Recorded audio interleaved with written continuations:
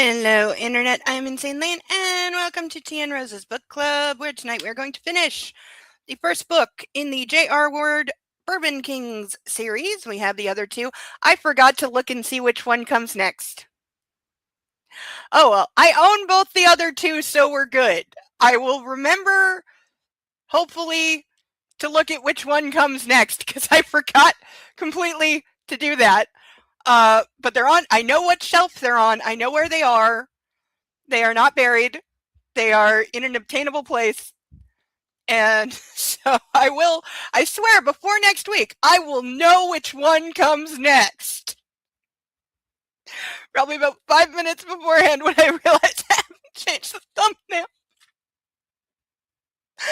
I'm slightly cracked today. Because, you know, one of the things that menopause does, it makes you not fucking sleep. And when you're already an insomniac, and then you add that, I've had 8 hours sleep in about 4 days. I spent 6 hours last night laying in bed doing all the things they tell you to do to fall asleep. You know what? Everyone is stupid. None of those things work.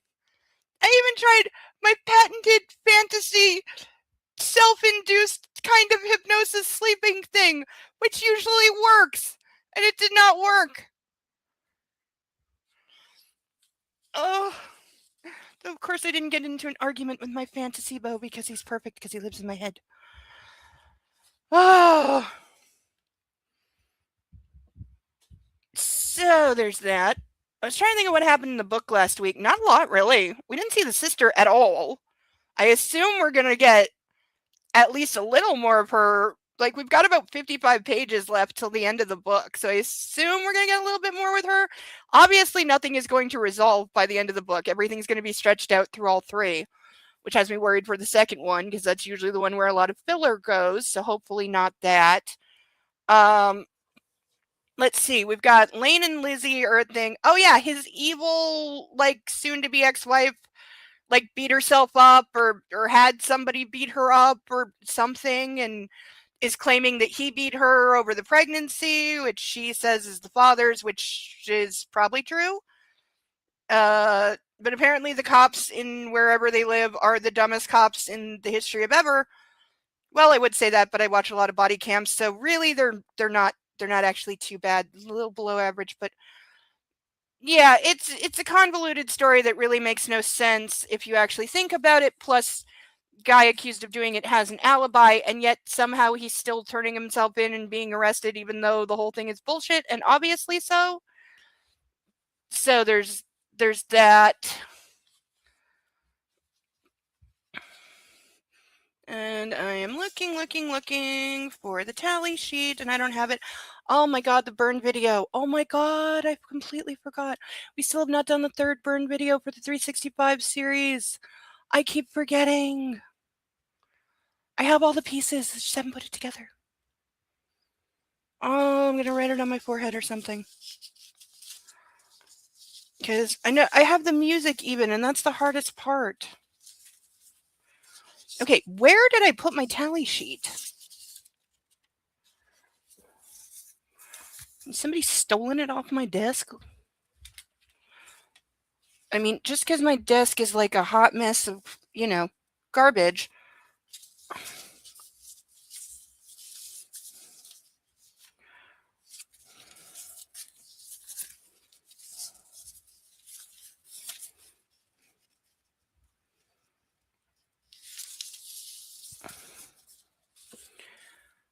And hello to Sarah Bellum and anybody else who has arrived on time. Okay, computer, when I said put something over there, I meant over there. That's not it. Seriously, where in the hell did I put this? Okay, our tally sheet is missing. I have no idea where it is. It should have just been on my desk, and yet... Does it? Nope. Nope, list of stuff I should have done last week.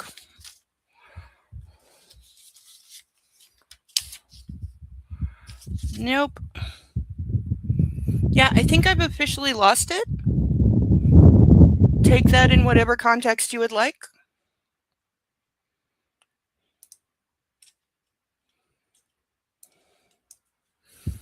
Because, yeah, not. Did I put it in the book? I did not put it in the book.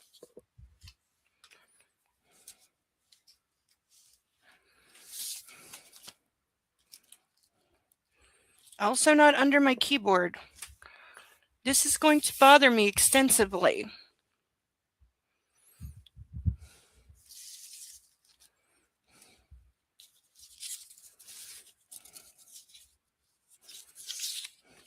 It will show up when I least expect it, probably attached to a dog.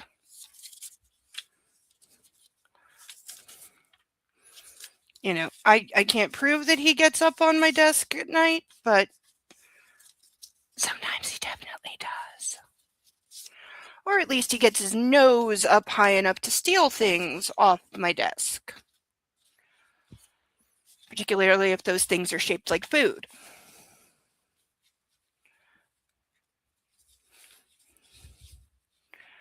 Not that he's a greedy little beggar who is always hungry even when he's eaten all of his kibble and has no reason to be hungry.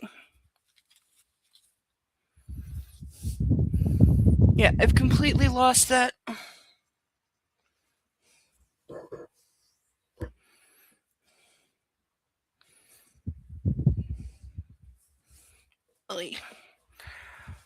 Oh well. It'll turn up eventually. We got book to get through, so for now, for the last time for this book, though certainly for not the last time on this channel, because this is never going to go away, all rise for our national anthem, please. Let me make sure there's a volume. There is. Okay, go.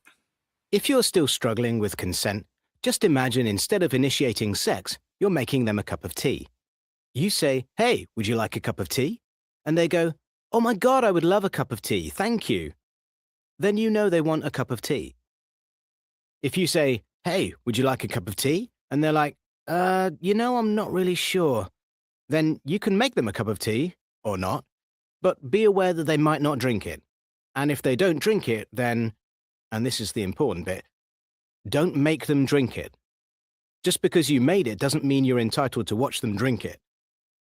And if they say, "No thank you," then don't make them tea. At all. Just don't make them tea.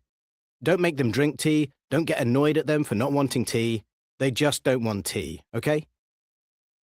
They might say, "Yes, please, that's kind of you." And then when the tea arrives, they actually don't want the tea at all.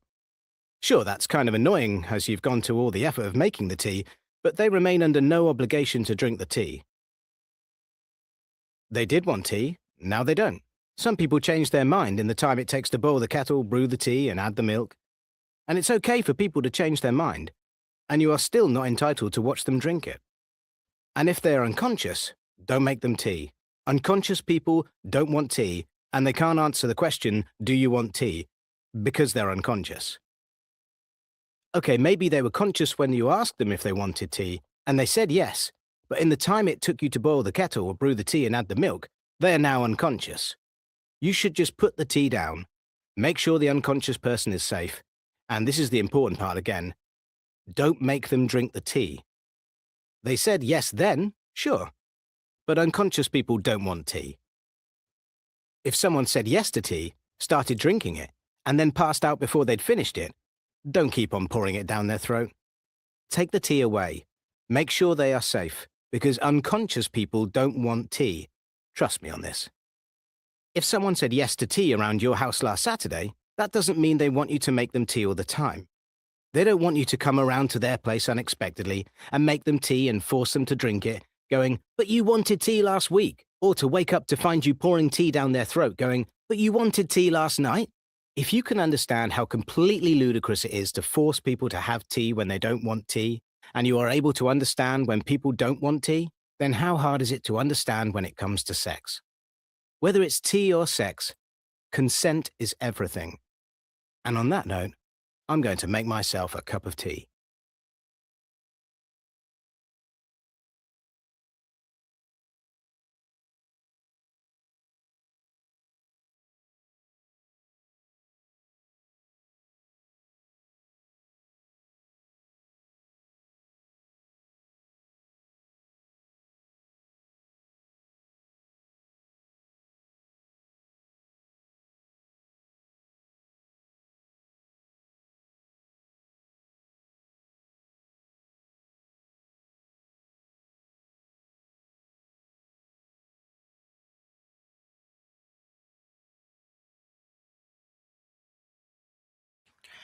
Or I could say that not being muted. Thank you, Sarah Bellum. I was saying these are not prescription glasses. These are camera glasses that I'm testing out because I need to know how well they work and how long they work. Amazon was very good to me and let me know these had gone on 70% off sale because they'd been on my wish list for a long time. So that was very nice. I bought these for safety, so it's a good idea to know how they work, you know? Oh, man, Artie just went live at the same time of me. This is not fair. Well, at least I have something to watch when I'm finished. Thank you, anyone that is here over Artie's, because I know he kicks my butt. Even though this book club is his fault and was his idea, even if he won't admit it. So if you're also in his chat, remind him of that.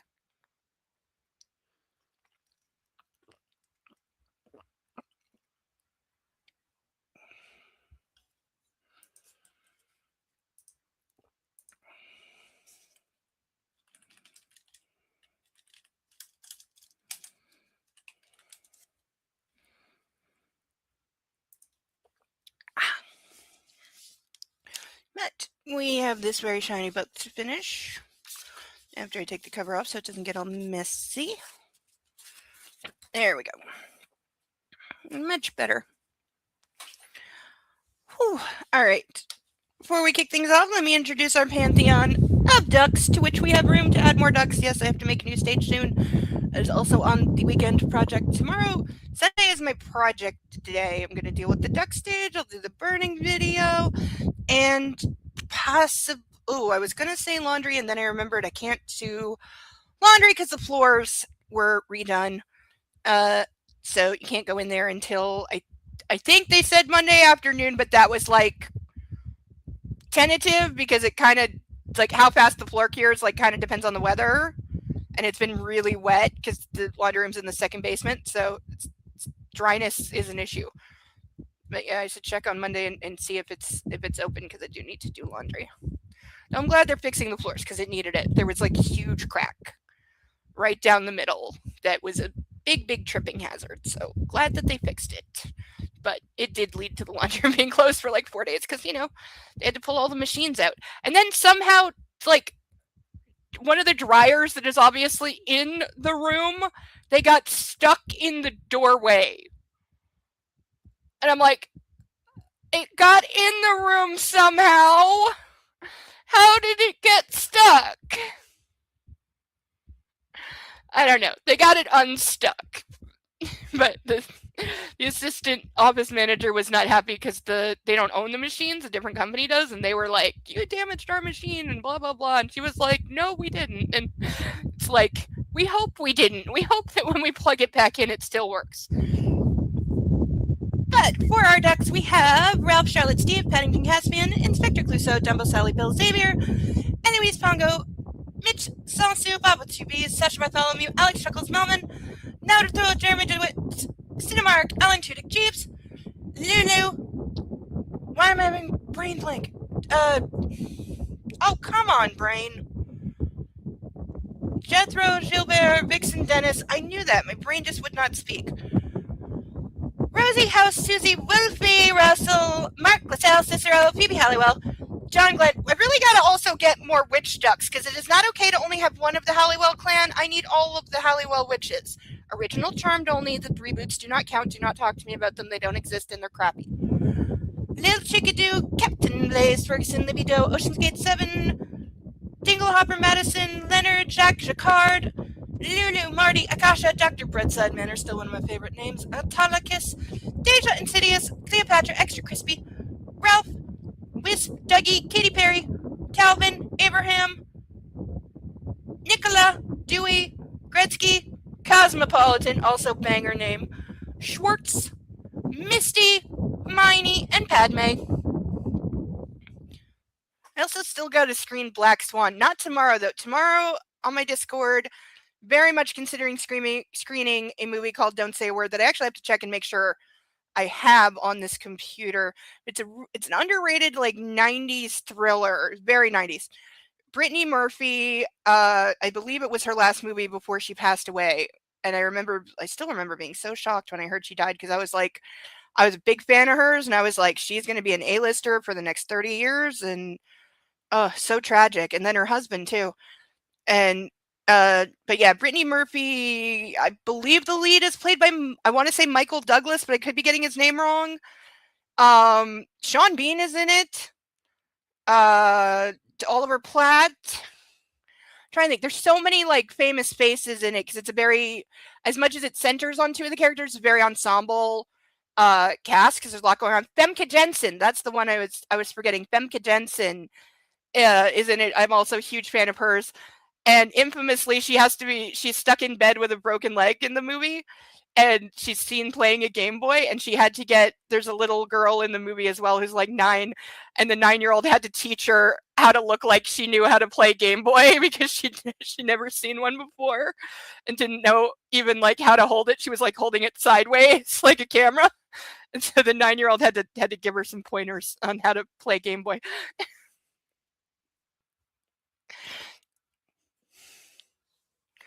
Trying to think. I know the name of there's like another like main like thug number 2 guy who's super recognizable too. And his name is not coming to me. But yeah, there's a lot of famous faces. Like this movie could not have paid particularly well, but it was definitely a paycheck movie for a lot of people, but it was a paycheck movie for probably like 2 days work. So very good because all the scenes are very separate, so I doubt a lot of the cast actually overlap too much. But it has that Girl Interrupted vibe to it, which is also a really good underrated movie. You know who I always forget is in Girl Interrupted? Freaking Elizabeth Moss, because she's under prosthetics in that, and she's very, very young. I think she was genuinely about 15 when she did that role, so her face, it looks a little different than it does when she's a grown-up. And she's like hidden under long hair and like fake burn scar makeup, so I always forget that she's in it. She looks adorable. That's another one. I think Brittany Murphy in that as well? Is she? Yes, she is. Yes. And Winona Ryder and Angelina Jolie. And there's somebody else who got super, super, super famous who's like a bit character in that too. Whoopi Goldberg's also in that. Which is one of those roles where you see her and it's like, okay, Oscar-winning actress who was absolutely the golden child of Hollywood at the time. What are you doing in this tiny little like 2-bit role that you are definitely too good for? Weird. You know, she plays a role that definitely would go to Edie Falco these days. No, I'm sure Edie Falco is over being typecast as the nurse in everything. I've seen her as a nurse in like 5 different things, and that's not including the Nurse Jackie show. Which I wanted to like that show so much, but Hilary Swank. I believe Hilary Swank is in Girl Interrupted. No. Is it Hilary Swank or Penelope Cruz? I always confuse those two. There's so many people in Girl Interrupted. Like it's a huge cast. Also, I swear, if you've ever seen the movie The Ward, John Carpenter's, I swear they recreated the set of the main common room of Girl Interrupted for The Ward. It's the same set, I swear. Which would make sense in the movie The Ward. I should put that on the list too, because it's also good, underrated horror movie. I mean, it takes its liberties and it goes a little insane, but... And some people hate it because Amber Heard is in it. I didn't even know who she was at the time. She's actually quite good in it. She does a lot of like very physical acting in it, and it was impressive. But that said, we have introduced our ducks. If you would like to add to our pantheon of ducks, the PayPal link should be pinned at the top of the chat. We have all these random ducks remaining, and for $10, a random duck that you then get to name, and it goes on our pantheon of ducks forever. And we'll always be there to honor your generous contribution that this week is still going towards helping me build a better bedroom because I need a new bed frame and light bulbs that I can dim, which I found and Amazon will provide as soon as I can, and a pillow for sitting up in bed so my neck doesn't hurt so much. And hopefully that will let me get some freaking sleep, because part of the problem is definitely that my current platform bed has a big hole underneath and I put stuff over it, but the stuff is not working anymore. It sinks down and then my hips start screaming at me in a way that keeps me awake, so that's not helping. But it works for now. It's just, it's one of the things I need to fix, but it's on a long list of things I need to fix, but I need to get some sleep, so I elevated it a little bit. Or at least I'm trying. It's on the I'm trying list. We also have painted ducks, one of which is our Christmas story duck. This is Ralphie in his bunny suit, because that is just, it's one of those meme things that never dies. Other painted ducks we have over here. I'm trying desperately not to drop them. We have Yoshi, Rooster Duck, Mark Zuckerberg, Evil Knievel Duck, because I was in a really fucked up mood, Porygon Duck, and Julia Roberts at the polo match in Pretty Woman Duck. Still very, very proud of that, because I think it really does look like Julia Roberts at the polo match. I also got like 4 other ducks halfway started that I gotta finish. Still taking ideas for painted ducks, by the way. Leave them in the chat, leave them in the comments, or leave them in the Discord if you would like to see a duck version of anything. Leave me the suggestion. I will see what I can do. If it's a very, very specific something, please provide a picture. Or if you want it to look like a specific version of something, please provide a picture and let me know what it is. But I will definitely do my best for you. I'm getting pretty good at it. For $25, you can put me in these very real police issue handcuffs that do not have a safety button, which is why there's a key in here and a key on a string around my desk, because we practice safety here, so there's always a key within reach. And it's actually cool enough to wear these, so my favorite thing is back on the menu. It's really been too long since I was in handcuffs, and I know some people will take that in a kinky way, but it's really not, except for when it is. So really, you decide. And for the grand sum of $50, I will pour one of these Skittles drink mixes into an appropriately sized glass of water and chug it. We have now tried all 4 flavors, making the next one random unless you ask for a specific flavor. I believe the grape still gets my highest compliment. After that, probably the green apple, though the orange definitely packs more of a punch for flavor, and it's not a terrible orange. I would say the strawberry is probably the least appealing, but only because it's the least flavorful. It tastes like strawberry, but it's like watered down strawberry. So we also have those and all of their delightful sugariness and being about 50% color powder, apparently, because they turn water like really bright nuclear colors with like this much powder. Probably a sign we shouldn't be drinking it. All right, so we are on chapter 43 of, I believe, 50, but they're getting shorter. They're getting pretty short at the end, which I've noticed tends to be a thing that happens in books, because you're trying to rush and you got to fit everyone in, and you give everyone a little bit of an ending, but not too much. But because there's 2 other books, so chapter 43. Oh, the glasses being foggy is going to annoy me. They may go on my head for the rest of the thing, because I just need to see how well they record, because I haven't played with them yet, and I need to know that they work. And also how long the battery holds out, because it doesn't say that. I read both sides of the instructions. It does not say how long the battery life is, which is always so annoying on things. It's like, I'm sure you tested how long the battery lasts. Why can't you just put that on the information sheet? Like,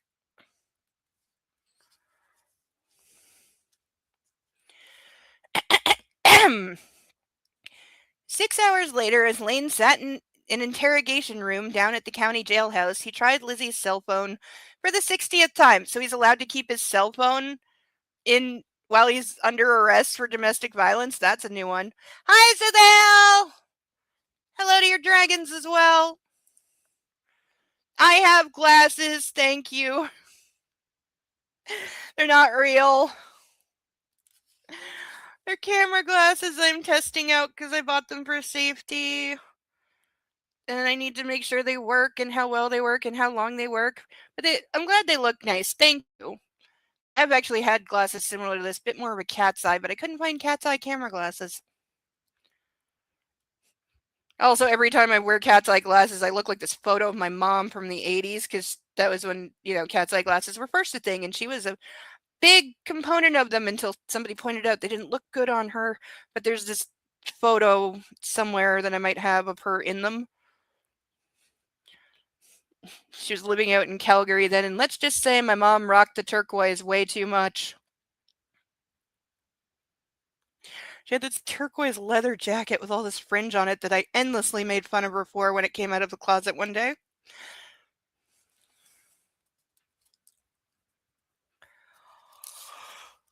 Could not understand how that would ever have been the thing for somebody who was hot and going to the bar to wear, but apparently it was. It was also like 4 times bigger than my mom, but that was also apparently a thing in the 80s, wearing like ridiculously oversized jackets. Like, seriously, my mom could have used this thing as a tent.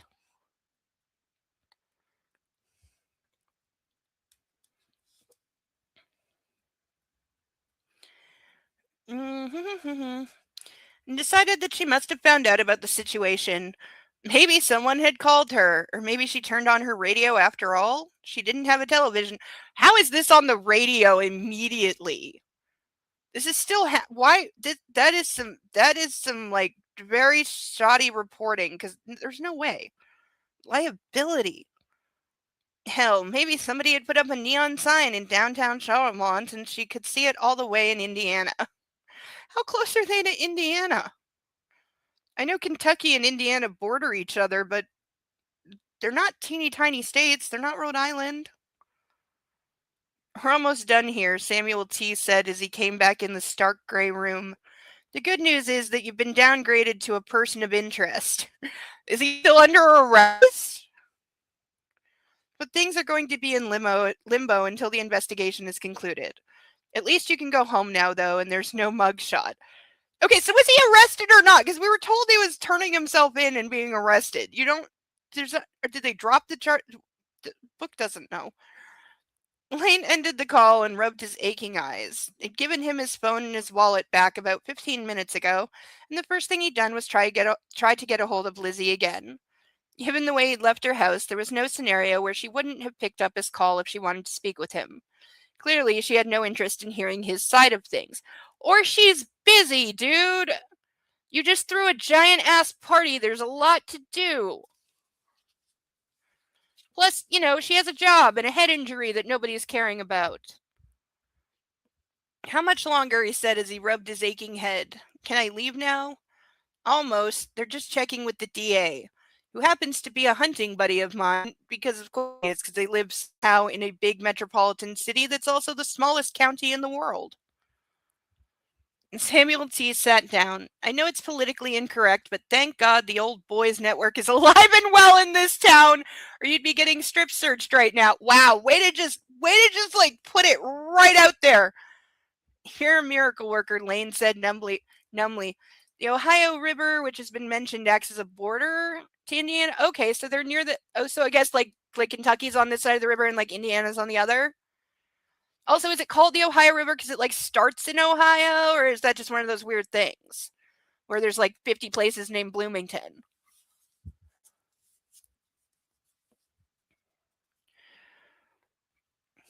No, I still say we take the cake for weird named places with St. Louis du Ha-Ha, one of only 2 cities in the world to have an hyphen in its official actual name. It helps that Sean's story had some holes in it. She obviously was operating on her own when she came up with this bright idea. Who the hell takes a bath right after they're attacked? And is careful to clean under her broken manicure. Makes no damn sense.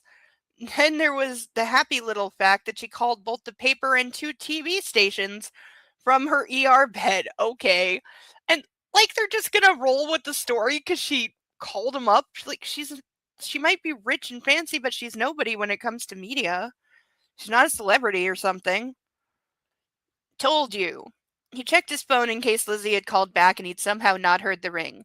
She's ruining my life, that one. Not if I have anything to do with it. Well, she's probably just thrown away any chance of getting a decent divorce settlement by pulling this crap, so there's at least that. Lane tried Lizzie a 7th time. Put the phone back down. What did she look like? Chantal, when she got to the hospital. You sure you want to see the photographs? Yeah, I need to know how bad it is. Samuel T. got up again. I'll see what I can do. Well, if they're in the paper, that would be a lot easier. As the interrogation room door opened and shut once more, Lane fiddled with his phone. He thought about sending a text, but doubted that was going to make any difference at all. Unbelievable. He literally could not believe this was happening to him again.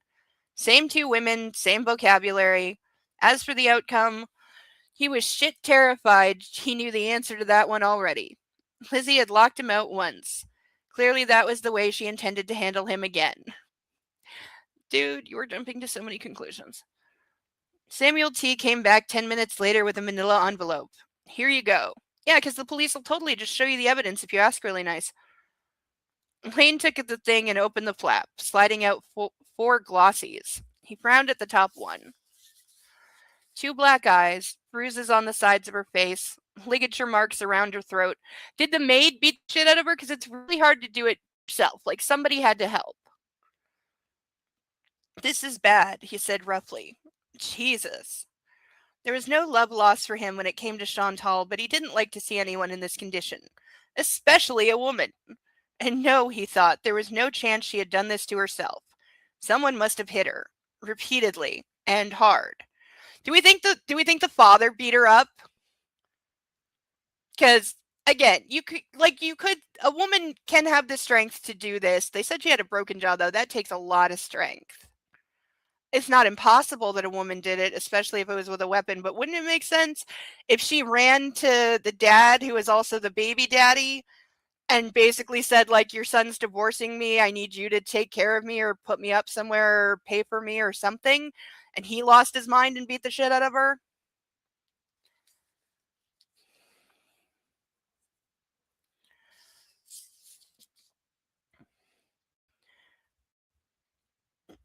Uh, had she paid somebody, he wondered. The second and third photos were close-ups. The fourth was... Lane went back to the third one. Leaning in close, he studied a detail of her cheek, a cut in her skin under her eye. Suddenly, he dropped the images on the table and sat back, closing his lids. What? Samuel T. asked. It was a long while before he could speak, but eventually he turned the photo around and pointed to the bleeding cut on Chantal's skin. My father did this to her. See, I'm not the only one who thinks so. How do you know? With god-awful clarity. Hi, puppy. There's a puppy. He'll be up here in a minute. Let me finish this paragraph, then I will cuddle you, I promise. You know everyone wants to see you, and you're a beautiful doggy. You're going to tell me where you hid your nail clippers? He stole them, and he won't tell me where they are. With god-awful clarity, Lane remembered once again that terrible New Year's night back when he'd been a kid. His older brother had been taking a beating for the rest of them. When he used to hit Edward, his signet ring would leave the exact same mark. My father hit her backhanded across the face. The gold makes the cut. Sussy. If all you have is literally a cut, like, anything can do that. Samuel T. cursed under his breath. Are you serious? Dead serious. Hold on. Let me bring the investigator back. They're going to want to know about this. Yes, they're going to want to know about guy suspected of beating his wife, just randomly accusing some other guy of beating his wife. Sure, they're really going to believe you. That's how that works. Okay, puppy, I'm trying to put the book down and not lose my page. Okay, come here. Come on. Yes. Here we go. He was very patient.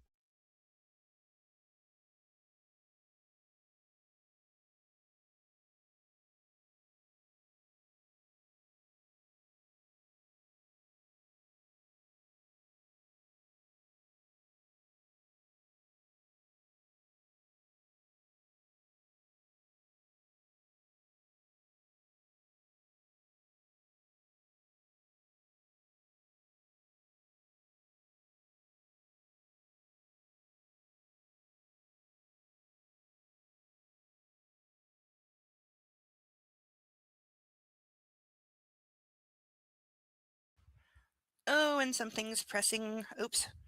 Book is pressing buttons on my keyboard. That's okay.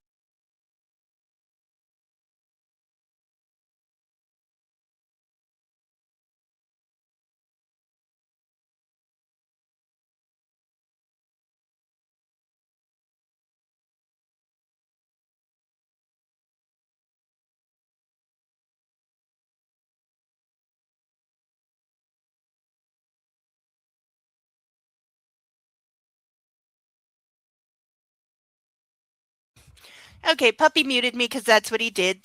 That's what he does. Thank you, Cerebellum. I was just saying the puppy is also in on the bed remake project. He supports me getting a non-broken bed frame because then I will be in bed more and stay still and not wake him when he's snuggling and sleeping. Also, with the new bed frame, he'll be able to go under the bed, and that's a whole new world for him to explore. It is coming from Walmart eventually, and I'm still arguing with them over the litter box that never arrived. Seriously, you'd think like giant corporation wouldn't care, but they're being so stubborn. It's like, I ordered something through your website. It didn't arrive. Just give me my money back. Like, but the bed frame would be local, so I don't think that's going to get lost in the middle of an ocean somewhere.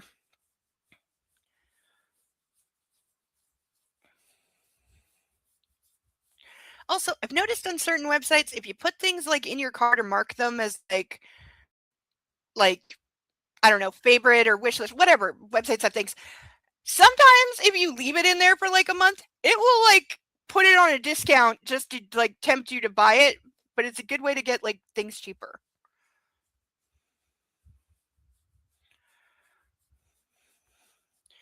Plus, I'm very sure I can put it together myself.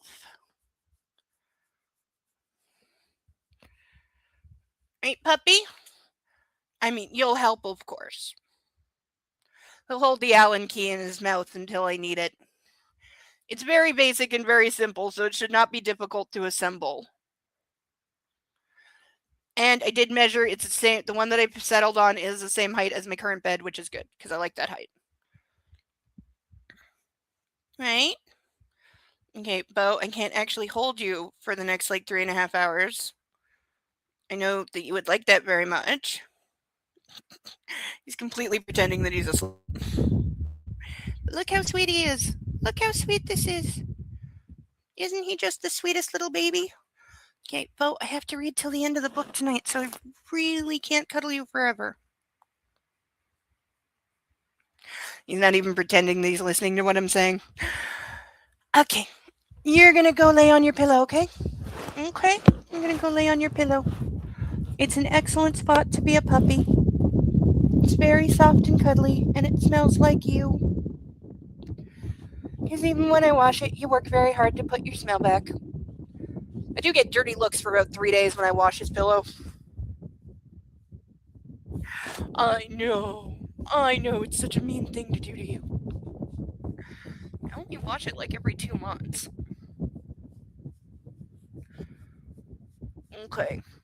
Okay, you go hold down your pillow so I can't wash it, okay?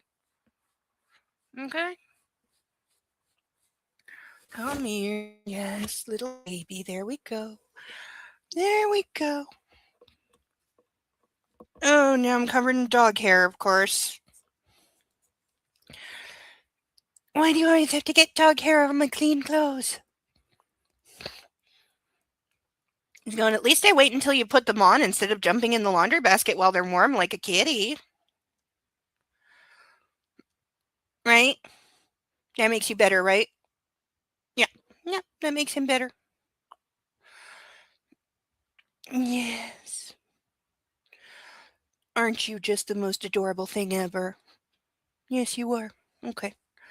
I love you. Mwah. Go hold down your pillow. There we go. Yes, many online shops do that. I just hate the ones that start emailing you incessantly. Yes! Yes, that you still have items in your cart. I have gotten those from Amazon literally within 10 minutes of putting something in my cart. I'm like, yeah, it's going to stay there for a while. But if it makes a $100 bed frame into an $80 bed frame, I'm for it. The light bulbs I have sourced, the sitting up pillow is being a little more tricky because I don't know why they're like so expensive. They shouldn't be. And there's like no real reason for it. I understand the shipping being a little much because they're heavy, but I don't know. I just have this. There's certain prices I refuse to pay for certain things. So pillow still looking for, but bed frame and light bulbs sourced, so those are good to go. Hopefully having a bed that isn't Sinking and making my hips hurt will make me sleep more, though. According to the internet. Oh, and by the way, if you ask the internet, does the excessive insomnia on top of regular insomnia resolve when menopause finally stops? You get a, like, times you want to tell the internet it's not helpful.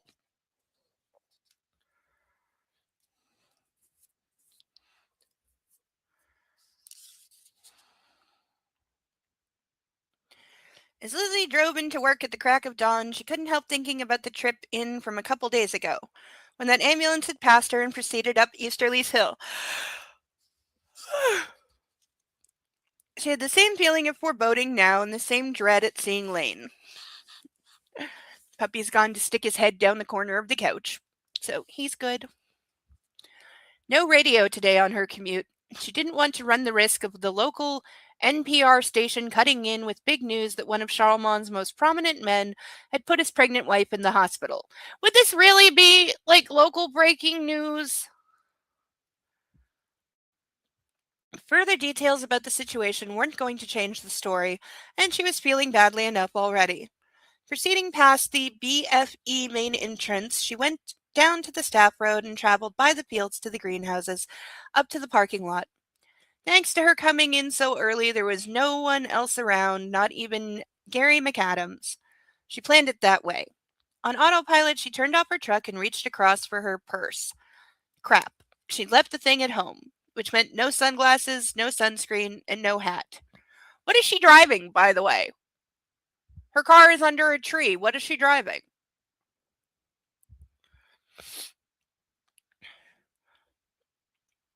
Whatever. She wasn't driving back now.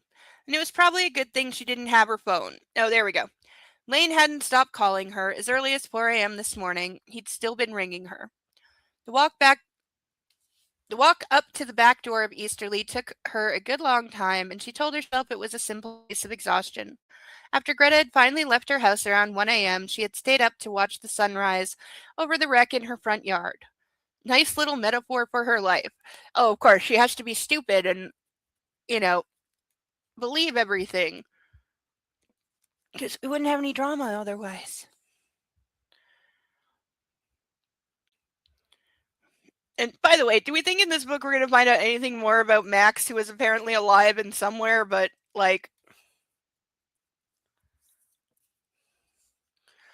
we don't know anything about?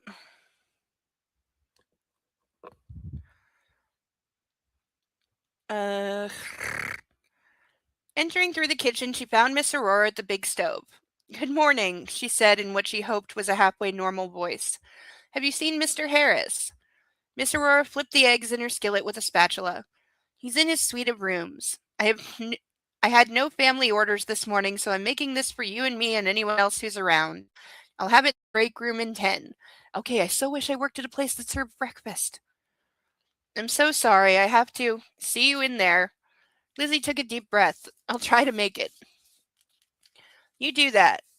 Miss Aurora looked over her shoulder, her black eyes gleaming. "Otherwise, I'm going to have to come find you and talk to you about how you shouldn't be believing everything you hear or read. Yeah, duh." Tucking her eyes, Lizzie pushed her way out of the kitchen and went across to Mr. Harris's door. Before she could knock on it, she glanced back at Rosalinda's. A CMP seal had been put on the panels and caution tape had been run between the jambs. Really? Yet another crime scene in the house, she thought. Wonder what Chantal's bedroom looked like. Yeah, I don't think police just like crime scene part of a house. The butler opened his door and jumped back. "Miss King." Lizzie shook herself. "Oh, sorry. Listen, I need to speak with you." Mr. Harris frowned, but something about her affect must have reached through his hoity attitude. "Do come in." Predictably, the decor was proper English. All kinds of leather-bound books, antique chairs, and garnet-colored orientals filling out the space. Beyond the sitting area, there was a galley kitchen, and similar to Miss Aurora's quarters, on the far side, there was a closed door she guessed led to his bedroom and bath. Okay, so very nice quarters. It smelled good, lemony and clean, not stuffy. "I'm giving my notice," she said abruptly. 2 weeks. I would have told Rosalinda, but Mr. Harris stared at her for a moment, and then he went over and sat behind a carved desk that had paperwork on it but no computer. This is a surprise. It's in my contract. I only have to give 2 weeks. May I ask why? Just a change in focus. I've been thinking about it for a while. Have you? He steepled his hands. Now I'm picturing Mr. Burns. So this has nothing to do with the reports that came out last night. I'm very sorry that the family is having to deal with such ugliness. Mr. Harris cocked a brow. Is there nothing I can do to convince you to stay? My mind's made up, but thank you. She left it at that, returning to the hall and shutting the door behind her. Standing by herself, she blinked away tears, tilting her head back while praying that her nose didn't start to run. Of all the ways she imagined leaving Easterly, it had never been like this. But there was no going back. She had come to her decision to quit with Greta while they had polished off a half-gallon of chocolate-chipped ice cream.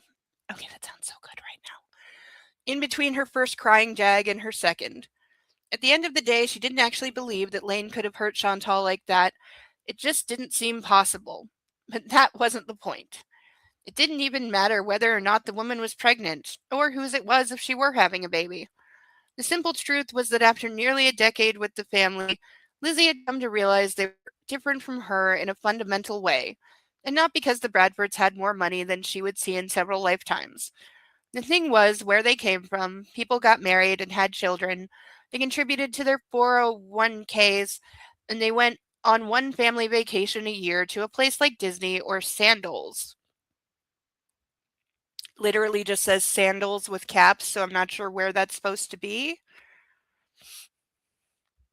They paid their taxes on time and celebrated marriages and births with potlucks, and they didn't cheat on their wives or their husbands.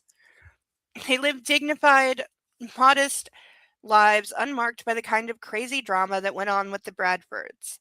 And the thing was, as much as she was attracted to Lane, hell, maybe she was drawn to the very insanity that also repelled her, she simply didn't have the energy or the wherewithal to keep going with him in any capacity. She fell too hard, too fast for him. And just as before, what he brought to life was nothing but a pit in her stomach, more sleepless nights, and a feeling of profound depression. Some risk pools you couldn't volunteer for. Whether it was certain cancers or bad accidents or other kinds of tragedies, you couldn't always reduce your chances of getting hurt. Because you were alive, and that was the reality for all living things on the planet.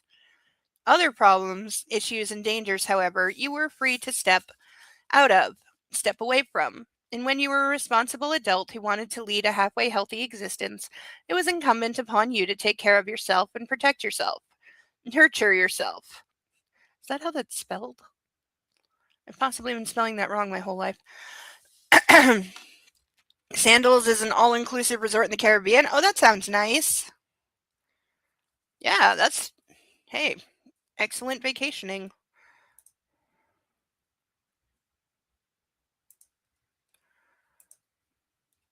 Anywhere in the Caribbean sounds nice.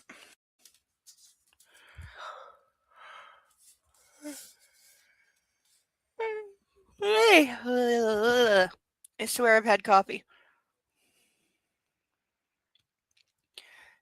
Clearly she couldn't be trusted to keep her head on straight around Lane Baldwin, so she was going to solve the problem of her lack of self-control, with lack of proximity. Time to leave. Like an addict who was going cold turkey, she was just taking off. And no, she didn't want to talk to him about any of it. That just seemed like a junkie wanting to enter into a deep and meaningful with a okay, my brain went what? Into a deep and meaningful hyphenated check with a syringe of heroin. You were kind of missing a word there. Undoubtedly, Lane was going to have his side of things, but no matter that was, it couldn't change the fact that her heart was broken all over again, and her decision to quit her job was not subject to negotiation. And now she was going to do her best to get on with her day. Heading down to the greenhouses, she went into the first one she got to and was more than ready to work on the seedlings, which were now not seedlings at all. But before she went over to the supply station to gather her pruning shears, she stopped and took out her phone. Out of where? What she did next took no more than a moment and was probably a stupid thing to do. But she transferred $17,486.79 from her saving to her mortgage account, paying off her farm. If you have the ability to do that, why did you not? What?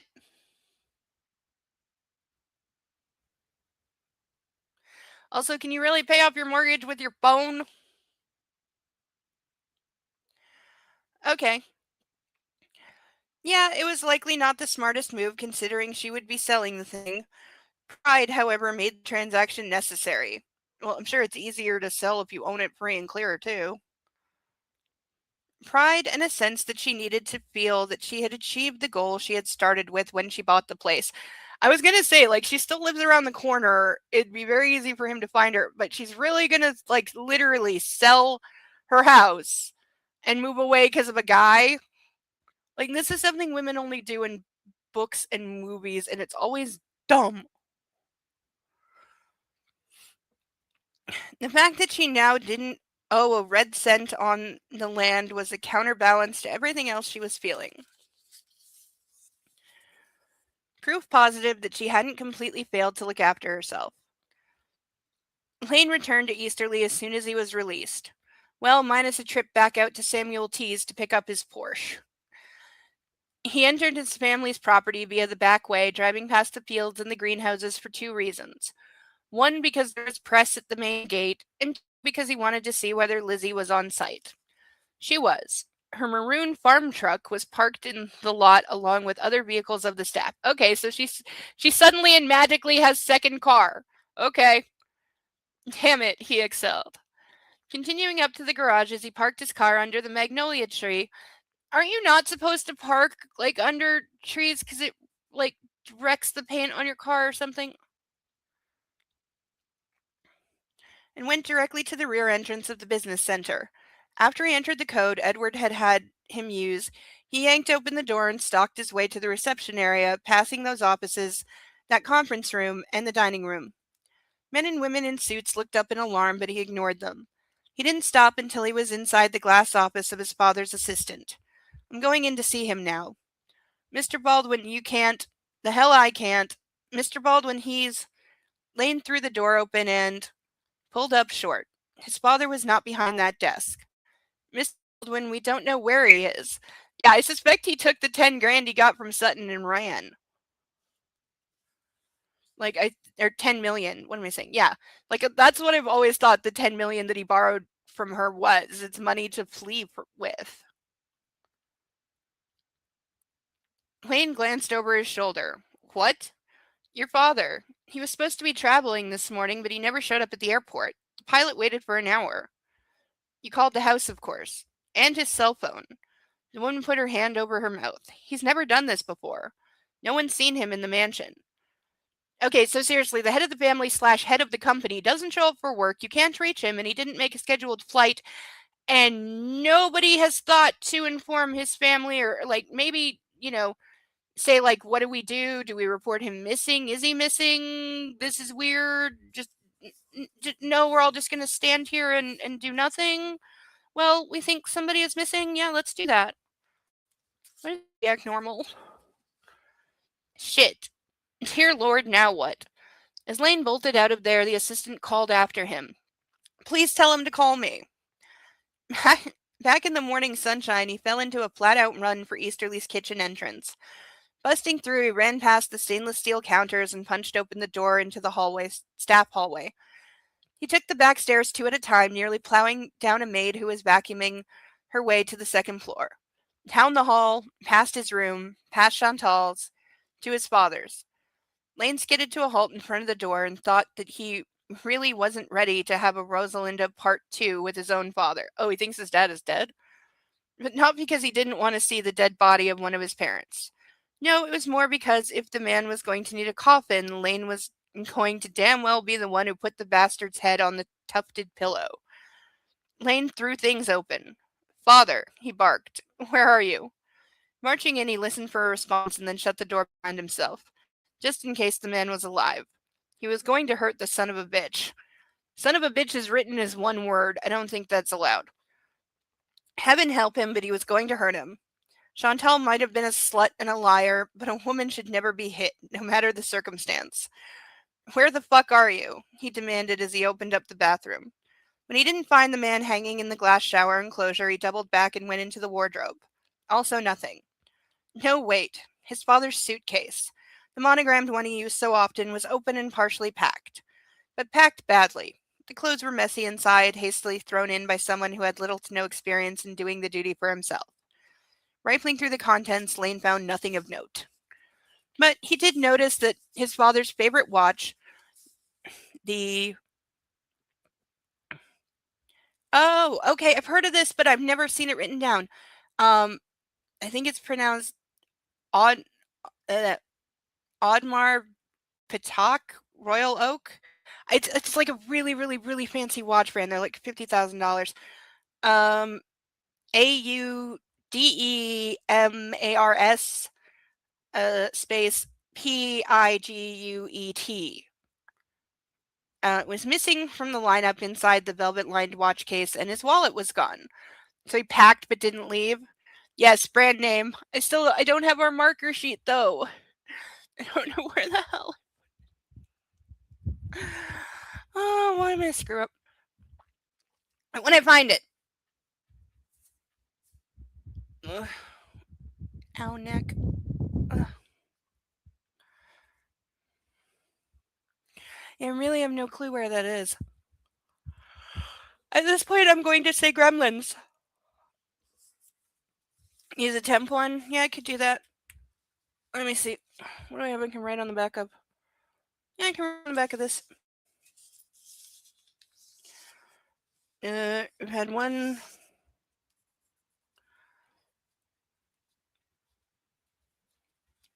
hyphen string and one brand name.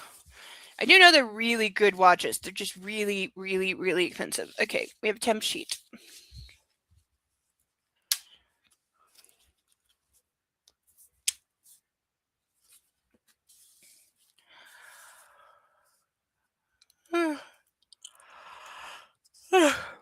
If the watch and wallet are gone, why wouldn't you take a suitcase that you're packing with you? Like, is he gonna find him, like, dead, like, somewhere else? Heading back into the bedroom, he surveyed the furniture. The books, the desk, but had no idea if anything was out of place. He'd been in here only a handful of times, not for at least a good 20 years. What are you up to, father? He asked the quiet, still air. Following an instinct, he went out, reshut the door, and jogged back down the staff stairs to the first floor. It took him less than a minute to go out to the garages, and once inside, he counted the cars. The Phantom was still there, but two of the Mercedes were missing. Chantal had obviously been in one. His father had to have taken the other. The question was, where? And when? End of chapter. Alright, so we got two more brand names and fancy cars.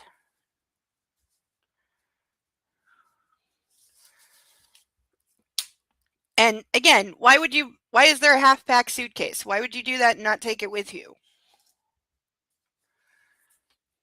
And he doesn't know what his father's bedroom looks like, but he knows how many cars they have?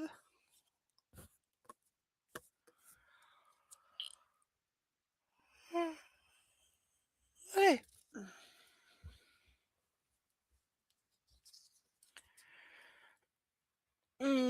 Quick stretch break. At least I can move my arm now. Last Sunday that wasn't true. Oh, that's my fault because I got very, very, very autistic and yanked the shit out of my neck trying to do my hair. I was just trying to do my hair. And then, ow.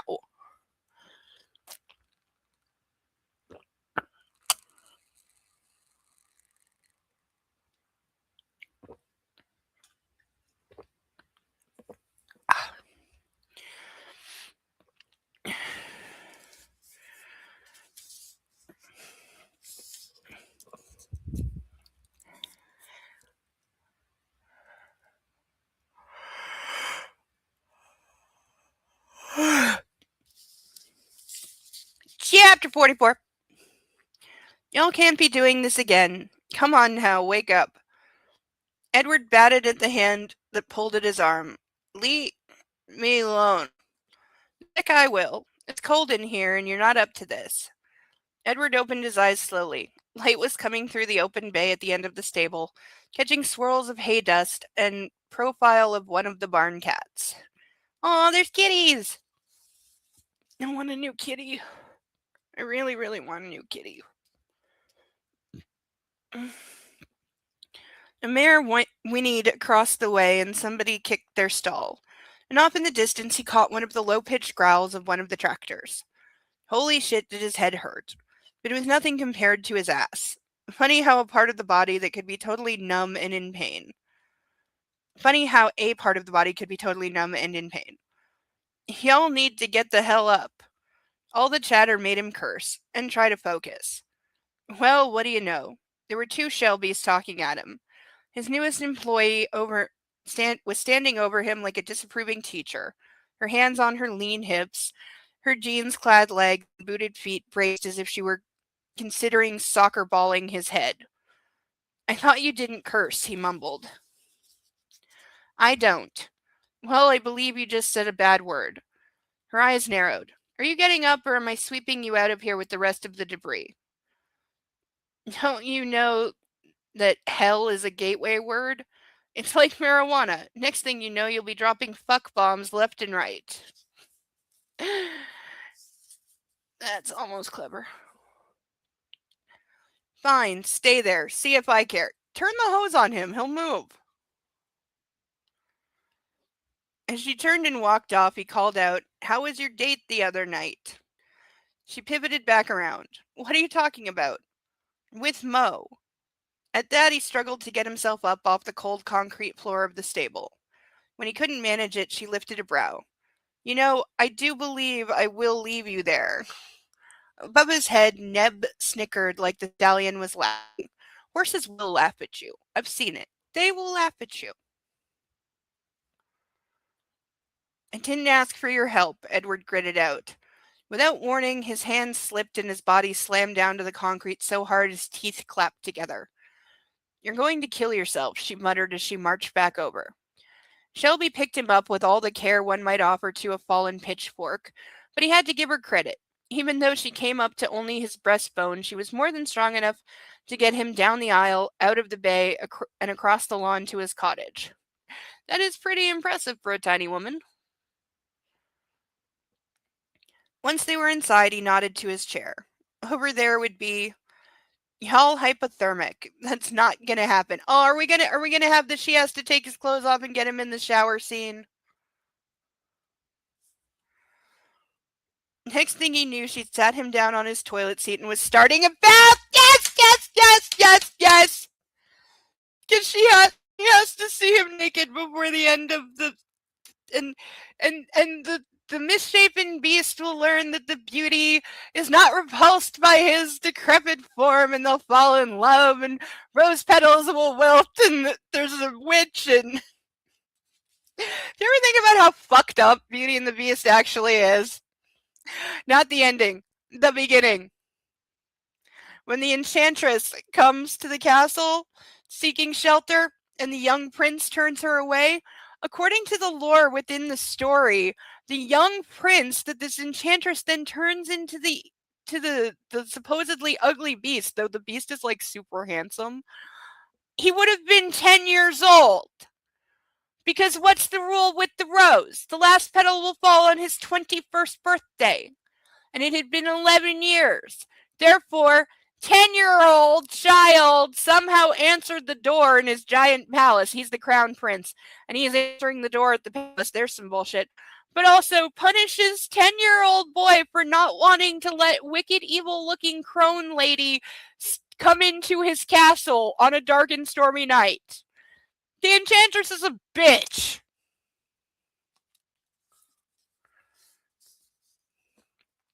Also, where are his parents? Disney never answers this.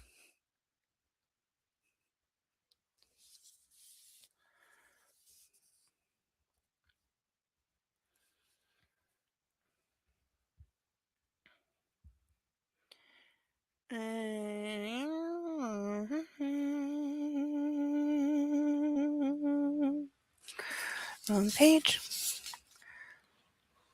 I'll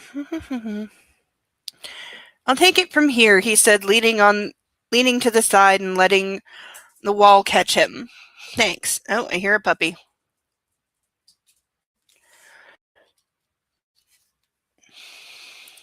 He assumed it was a regency, like he didn't have parents.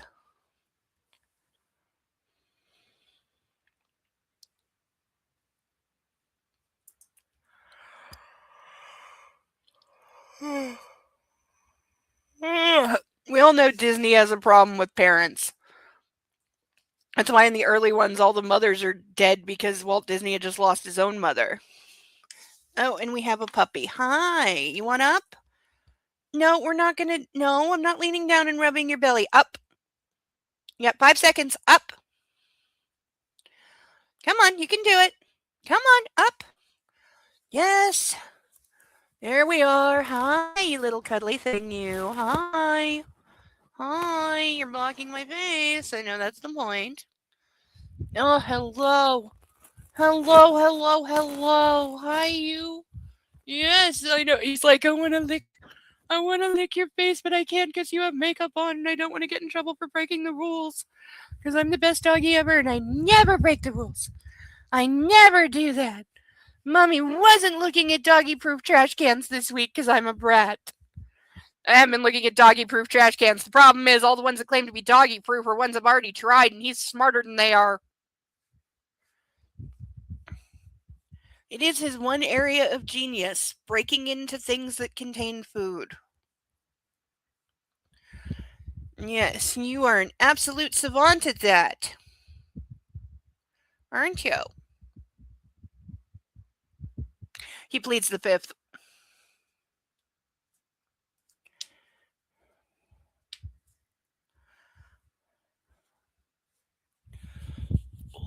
Yes, you go bye-bye. Yes, you go baby. Yes, you are. Yes, you are. Yes, you are. You're such a good baby. Yes, you are. At least he kept me company in bed when I was not sleeping last night. He was enjoying all the extra cuddle snuggle time until he got tired and then he was like, leave me alone, I'm sleeping. Why aren't you sleeping yet? You're moving too much. I'm sleeping, Mommy. Go away. Yes, I know. I annoy you when I don't sleep. You need your sleep, don't you? Yes, you do. Yes, you do. You need your puppy rest. Come here. Oh, hitting the buttons.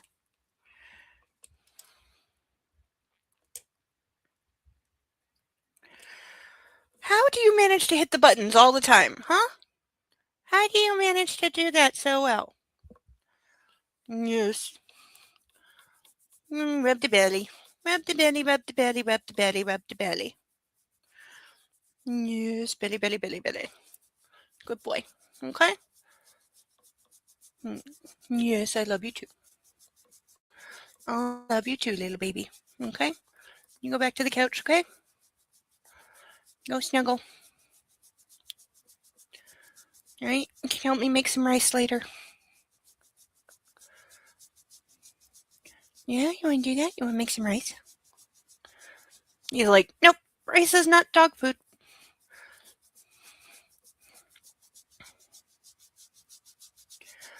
Okay, nope, nose getting too close to the ducks. Nope. Sorry, puppy. Down you go. Mwah, I love you. Okay, go back to the couch, have a nap.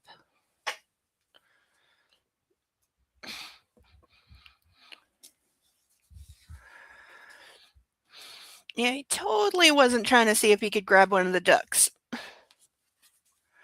Because he would never, ever do that.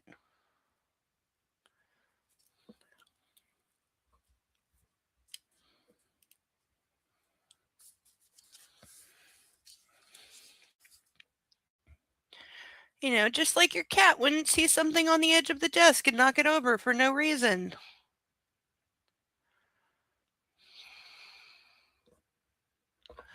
No, that is still my biggest defense against flat earthers. If the earth truly was flat, cats would have knocked everything off the edge by now.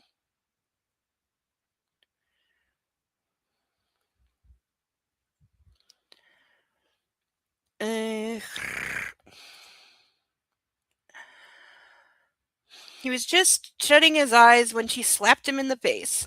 Wake up. Okay. The sting did bring him around and he rubbed his cheek. Did you enjoy that? Okay, she actually slapped him. Yeah, see, right? Sarah knows. Sarah's a kitty mommy. She knows.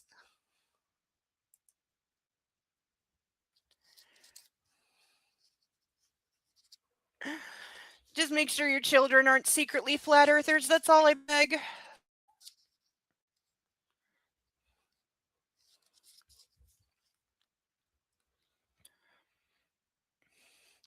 Yes, I did, and I'll do it again. She shoved his toothbrush into his mouth. Use that. Okay, seriously, who the hell is this lady that just showed up? Because I'm still leaning towards corporate espionage, but it was hard to talk around the damn thing, so he did what he was told, working the left side, right, the front, the under parts. Then he bent over and spit in the sink. It's not that cold, he said. How would you know? You're saturated drunk. Wow, you actually teach your kids how to think. See, that is something way too many parents get wrong because they think they should teach their kids what to think, not how to think. I've known so many parents to intellectually cripple their children by not allowing them to think for themselves or think anything different than what the parents want them to. Your kids are not like supposed to be tiny copies of you. They're supposed to be their own separate individual people. And guess what? They're going to disagree with you about some things. That's part of life.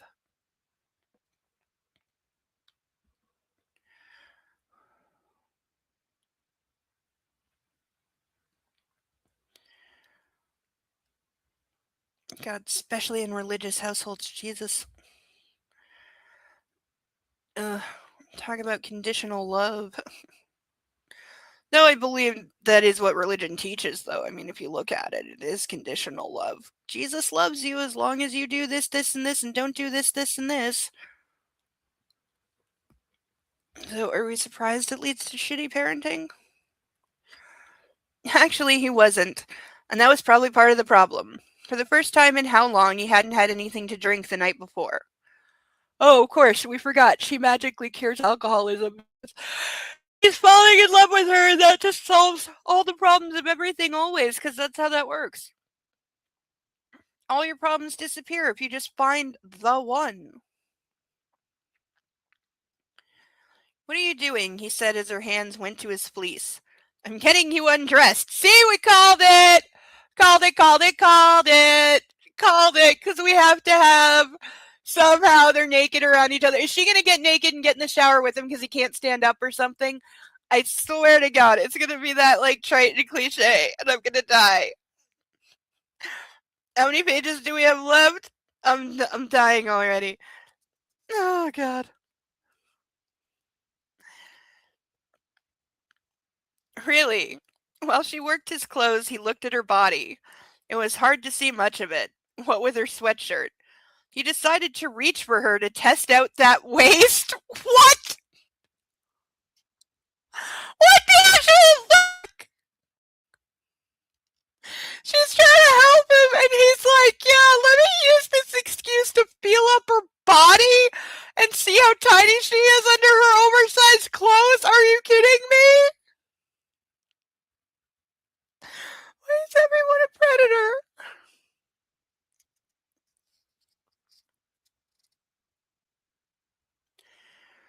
Oh, they're gonna kiss or something, right? There has to be a kiss somewhere. Somewhere there has to be a kiss. Also, there's gonna be a comment that like his penis still looks good and he's like huge and that still works or something. It's gonna come up. Something it's gonna happen. Or he's gonna get like an embarrassing hard on looking at her or something.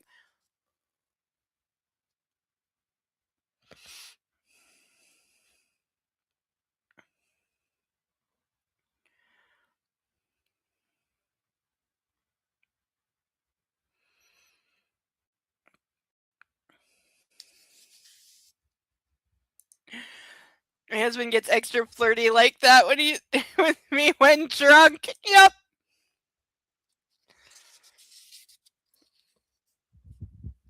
Hey, if it's your husband, him getting extra flirty is allowed. These two are total strangers and she works for him. Your husband's allowed to put hands in places because husband, that kind of gives him permission. Unless you say otherwise, of course, but kind of generally accepted carte blanche when you're married to put, hands on places and feel up your spouse.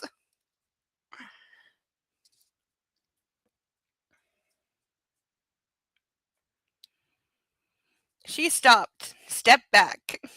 I'm not interested in that. See? Lady making herself clear. Why do we think he's going to listen?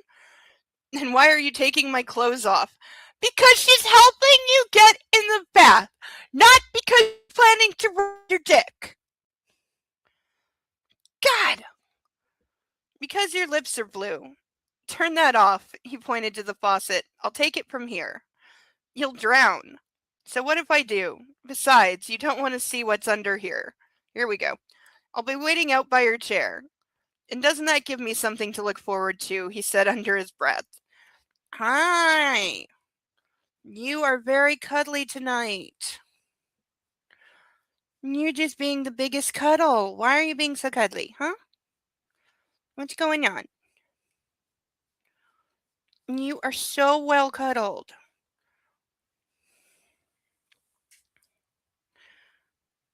Okay, go on your pillow for a little while. Okay, go on your pillow. That's a good boy. Yes, I know you have a belly and you want it rubbed. I know. Just take a nap for a little while, okay? He's in full toddler mode.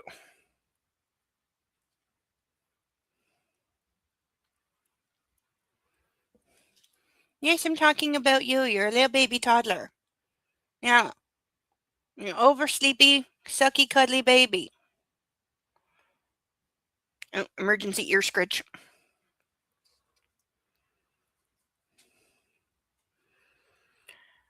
She shut the door behind her with a clap, and he didn't follow through on anything. He just went back to leaning against the wall and looking at the steaming water. I don't hear any splashing, she said from outside. It's not deep enough for me to swim in yet. Knock, knock, knock. Hop to it, Mr. Baldwin. Okay, who is this? That's my father, and he's an asshole. I go by Edward. Shut up and get in the water. Even through the fog of his stupor, he felt a flare of something for her. Respect, he supposed it was. If you're not sure. But who cared? Boom, boom, boom. You're going to break that door down, he yelled over the noise, and I thought you didn't want to see me naked. Water, now, she clipped out. And I don't, but better that than you being dead. Matter of opinion, my dear girl. What? Come on. All right, one more cuddle. Come on. All right, this is really your last cuddle. And then you have got to go to sleep, okay?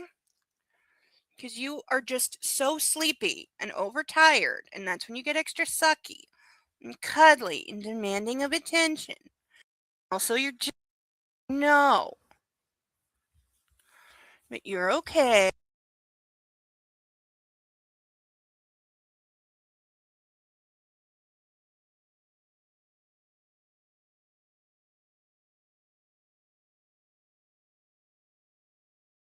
I know, baby.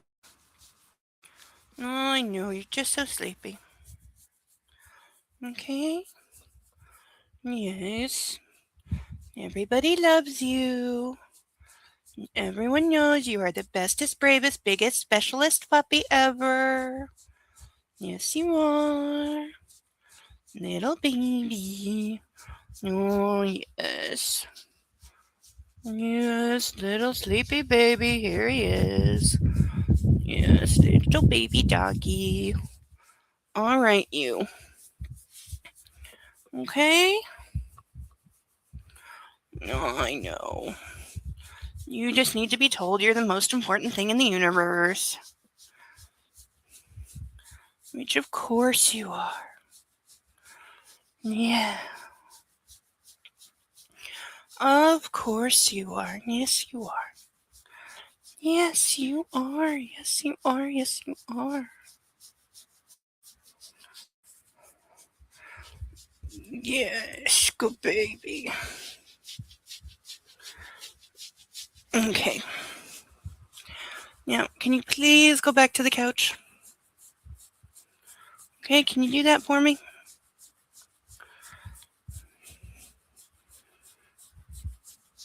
All right. Come on. Off to the couch with you. Snuggle, snuggle, snuggle, snuggle, snuggle. Come on. There we go. Good baby.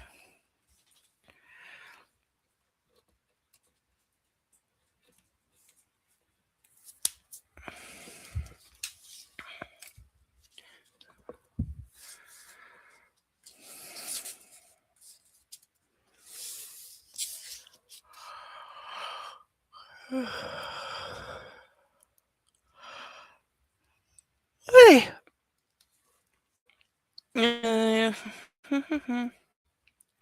And yet he decided to do what she said, for some insane reason. Bracing his arms on the sink in the back of the old-fashioned toilet, he hefted his body up to his feet. His clothes were a pain in the ass, but he got them off. And then he was in the tub. Strangely, the warm water had the opposite effect it should have had. Instead of heating him up, it made him feel freezing cold, and he began to shiver so badly he created a chop on the surface of the bath. Crossing his arms over his chest, his teeth rattled together, and his heart skipped beats. What the hell is that? You okay in there? She asked. When he didn't answer, Shelby said more loudly, Edward? The door burst open and she jumped into the bathroom like she was prepared to go lifeguard and save him from the 24 inches of water. And it was horrible. As she looked down at him, all he could do was stare into the messy water and hope that it covered up his spindly legs, his flaccid sex, and white skin with its purple scars. He was pretty sure she gasped. Well, she's seeing you naked, so not really. Smiling up at her, he said, Pretty, aren't I? But believe it or not, I'm fully functional. I said it! I said it! I said it! I said we were gonna get told that he can still get it up because she's the love interest. Jesus Christ.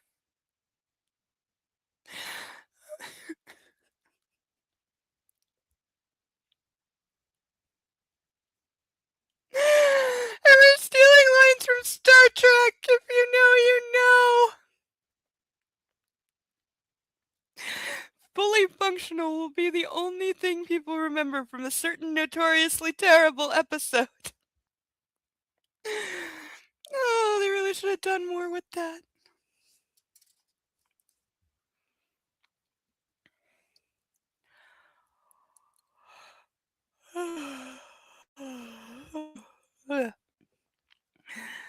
I'm fully functional. Well, Viagra helps. Be a darling, would you, and bring me some alcohol? I think I'm detoxing and that's why I'm shaking like this. Hi, you're a doggy. Okay, Bo, come on. You are being too much. And I'm starting to get behind, so come on. Lay down. Curl up. Go to sleep. And love you, and you're the best puppy ever, okay? I promise you. You are the best puppy in the history of puppies. And I love you very, very much.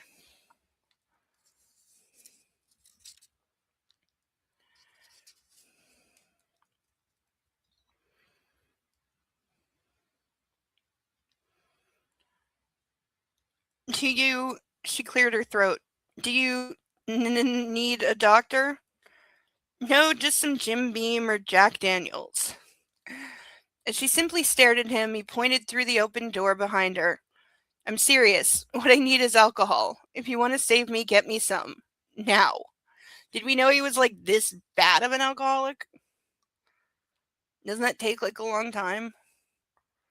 When Shelby Landis backed out of the bathroom and shut the door, she fully intended to get Edward what he'd asked for. After all, she'd had a lot of experience with alcoholics. There we go. We're getting her tragic backstory a little earlier than I thought we would. And even though she didn't approve of any of it, she'd brought her pops his booze 1,000 times, and usually in the morning too. At least that was her plan. In reality, however, she couldn't seem to move, to think, even to breathe. Oh, because she's so attracted to him. How sheltered is this girl gonna fucking be? She's gonna be like insane sheltered, right? Like Amish. She had not been prepared for the sight of that man there. His dark head bowed as if he were ashamed of his too thin, mangled body, and his man's pride as shredded and unhealed as his flesh. He had once been a great force. Her father had told her the stories of his dominance in business, on the track, and in society. Oh, if I ever write this bad, please slap me. Oh, heck, she'd heard about the Bradfords since she was young. Her father had refused to drink anything but their number 15, and so had most of the horse people she knew. And yet somehow the business is failing when they're like the only brand people drink, really? Putting her hands to her face, she whispered, "What did you do to me, Pops? Why had he sent her there? Why?" "Shelby," came the demand from inside the bathroom. God, it was just like her father, the way Edward said her name with a hint of inspiration. It was exactly the way her pops had when he needed the drink bad. Closing her eyes, she cursed out her breath, then felt guilty. "Forgive me, Lord, I know not what I say." Looking across the space, she found a lineup of full liquor bottles in front of one of the shelves of silver trophies. And the idea of delivering that poison to him made her want to be sick. But he would just come out here himself and probably fall and hit his head on the way. And then where would they be? Plus, she knew the way things worked. That terrible trembling wasn't going to stop until the beast inside him was fed what it needed. We're going like ultra religious. And his body looked so frail to begin with. "Coming," she called out. "What kind do y'all want?" Isn't y'all more than one person? It doesn't matter. Blindly heading for the bottle, she picked up some gin and went back to the closed door of the bathroom. She didn't bother to knock, just walked right in. "Here." She cranked the top off. "Drink from it." Except with the way his hands were trembling, there was no way he could handle the bottle himself without spilling it everywhere. "Let me hold it for you," she muttered. "We could take that way out of context." There was a moment of hesitation from him, then he lifted his mouth like a newborn foal who had been left by its mother. He took 2, 3 deep swallows, and another. "Now that's warm." Ugh, straight gin? I don't think I've ever had gin, but putting the gin by the side of the tub so he could reach it if he wanted, she took a full-size bath towel and submerged it in the water behind him. Then when it was soaked and dripping, she draped it over the protruding ridge of his spine and the strips of his ribs. Then she went to work on his head with a washcloth, getting his hair wet, slicking it back. Without him asking, she brought the gin bottle up again and he took from it, nursing from the open mouth. Could we make this more of like her bathing a child? And him having a mommy boner for her? Washing him with the soap and the shampoo reminded her of caring for an animal not long rescued.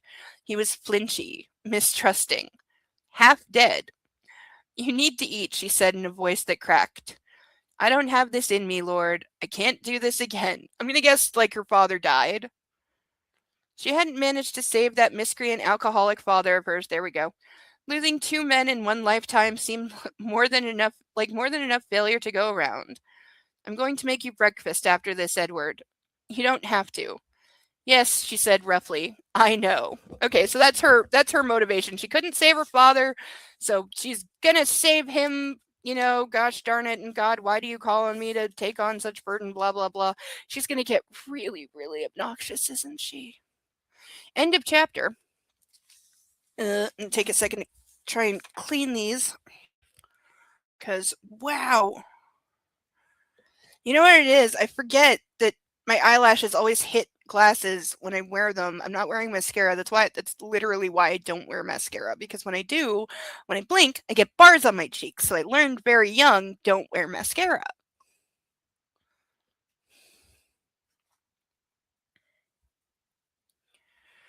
But especially don't wear them if you are wearing glasses, because then you have mascara on your lenses and it doesn't come off ever.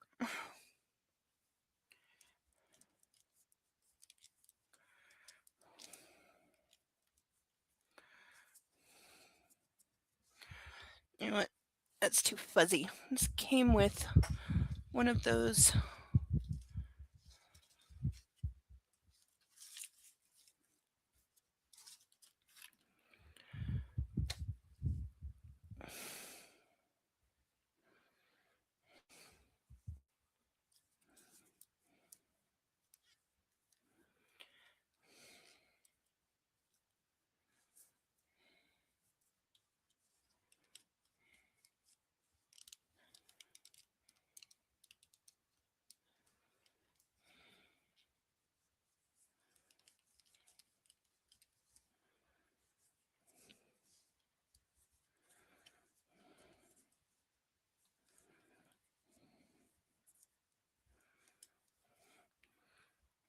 Okay, hopefully that improves things.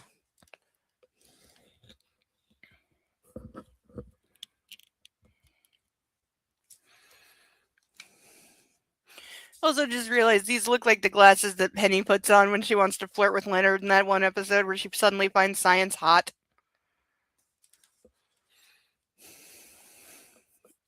Though, in fairness, he did have a holographic laser. That was real. I mean, on the show, it was real. They let them borrow it. Uh, and it is, like, one of those cool A fucking F pieces of technology. So there's that. Chapter 45! So we're doing this again.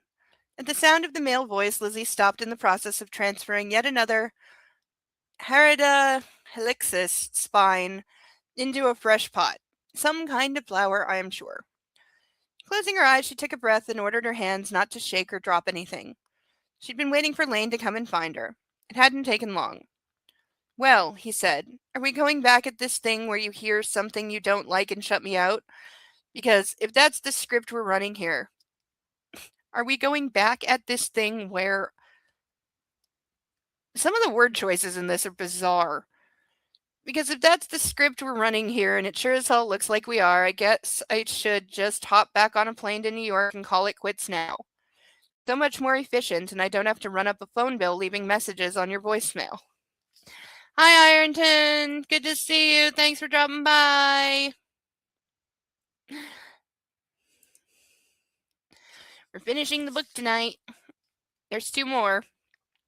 And then we have the new E.L. James one that'll be out by then. And then possibly a very special surprise if I can find it at a reasonable price. But at least I got 3 books to work that out on, so I'm sure I'll be able to find it in some bargain discount bin by then.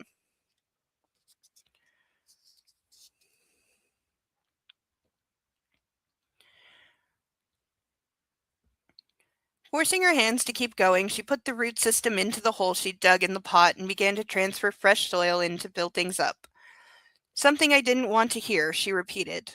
Yes, you could say that finding out your wife is pregnant, again, is a newsflash I would have preferred not to hear, particularly because I learned about it right after I'd had sex with you myself. Then there was the happy news that you were being arrested for putting her in the hospital. When he didn't say anything after that, she glanced over at him. He was standing just inside the greenhouse, by the workstation Greta would have been at if had Lizzie not told the woman she needed some time by herself. They're going to do it in the greenhouse, aren't they? Do you honestly think I'm capable of something like that? He asked in a low voice. It's not up to me to decide anything of the sort. She refocused on what she was doing and hated the words she spoke.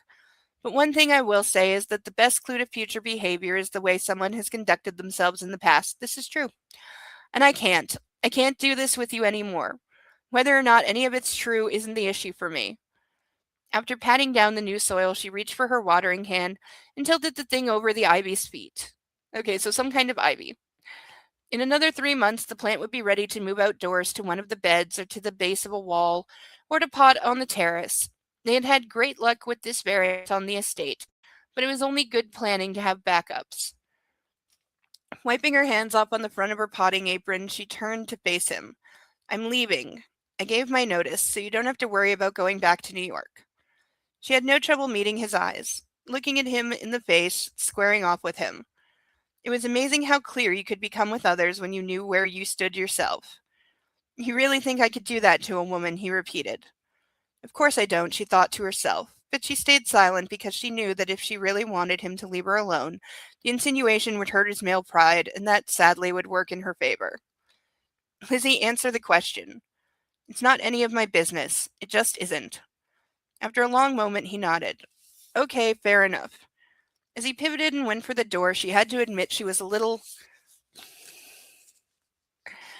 surprised. She'd expected some long, drawn-out thing from him, a torment of persuasion. She was going to have to deflect. Some kind of, I love you, Lizzie, I really do love you. I wish you well, Lizzie, he said. Take care. And that was that. The door eased shut of its own volition, and for a split second she had an absolutely absurd impulse to go after him and yell in his face that he was a colossal fucking asshole to have seduced her like he had. That he was a reprobate, that he was exactly who she feared he was, a user of women, a lying, cheating, elitist sadist who wouldn't know. Lizzie forcibly pulled herself back from the brink. If that goodbye was anything to go by, whether she was in or out of his life didn't seem to matter to him in the slightest. Good to know, she thought bitterly. Good to know. Okay, so I'm guessing that's where we're going to leave the two of them. Do we think we're going to see the sister again? We're running out of pages here.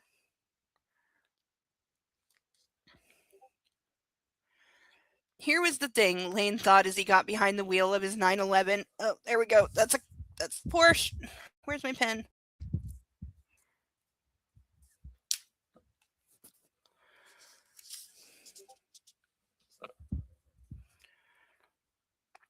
There were times in life when, as much as you wanted to fight for something, you just had to let it go. You didn't have to like the failure. You didn't have to feel really fucking great about the way things turned out. And you certainly didn't walk away from the shit scot-free without being seriously damaged by the loss. Crippled even. But you needed to let that stuff go because expending the energy wasn't going to get you anywhere, and you might as well get on with getting used to the loss. It was the one lesson his relationship with his father had taught him. Would he have loved having a male figure he could look up to, make proud, and feel respected by? Hell yeah. Would it have been awesome to not grow up in a house where the sound of loafers on marble flooring or the whiff of cigarette smoke didn't make him run for cover? Duh. Could he have used some fatherly advice, especially at a time like this? Yeah, he really could have. That was the way things worked out for him, however, and he had to get used to it or go insane negotiating with a failure he was never going to be able to change or improve. By the same token, if Lizzie King truly believed there was even a possibility, however slight, that he could have taken his hand to a woman like that he could have lied to her face about Chantal, that whatever baby the woman was carrying was actually his, when there was no hope for the two of them, then there was no hope for the two of them, no matter what he said to her or how he tried to explain things. She didn't really know him, and more to the point, she didn't really trust him. Because you've been so fucking trustworthy? Like, always amazes me when people are like, you don't trust me, and it's like, yeah, said that to your face. I actually had that conversation with my father once. And this was not news to him. I had said to his face multiple times. They did not trust him. I also had absolutely no reason to trust him, and everything he did are things that make you not trust somebody, including the thing we were arguing over. But somehow there was still like surprise and incredulity in his voice when he said, "So I'm figuring out you really don't trust me at all." Are you fucking kidding me?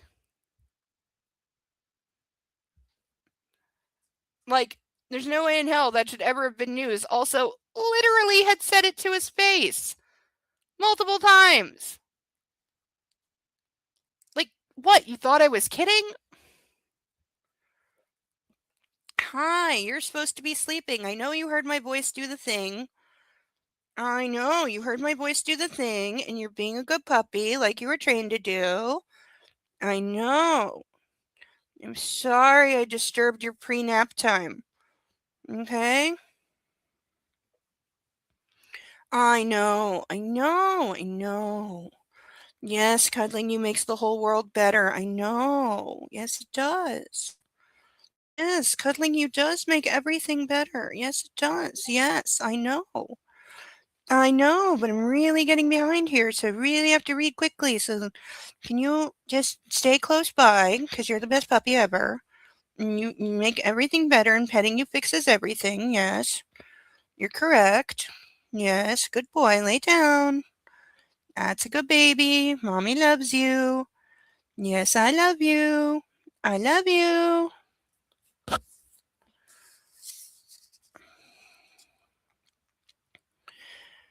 Uh,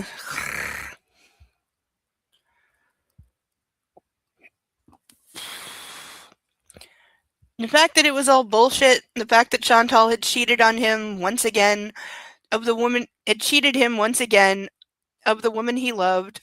Tough breaks. Wah, wah, wah.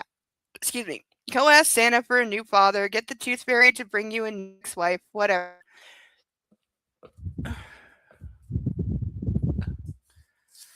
Leaving Easterly in the dust, he hopped on the highway and doubled the speed limit on his way to the Charlemont International Airport. Not because he was in a hurry or going to be late, but because what the hell? The car could handle it. Yeah, because going twice the speed limit, that's such a great thing to do. And at the moment, he actually was sober at the controls. Because what, you wouldn't have been speeding if you were driving drunk?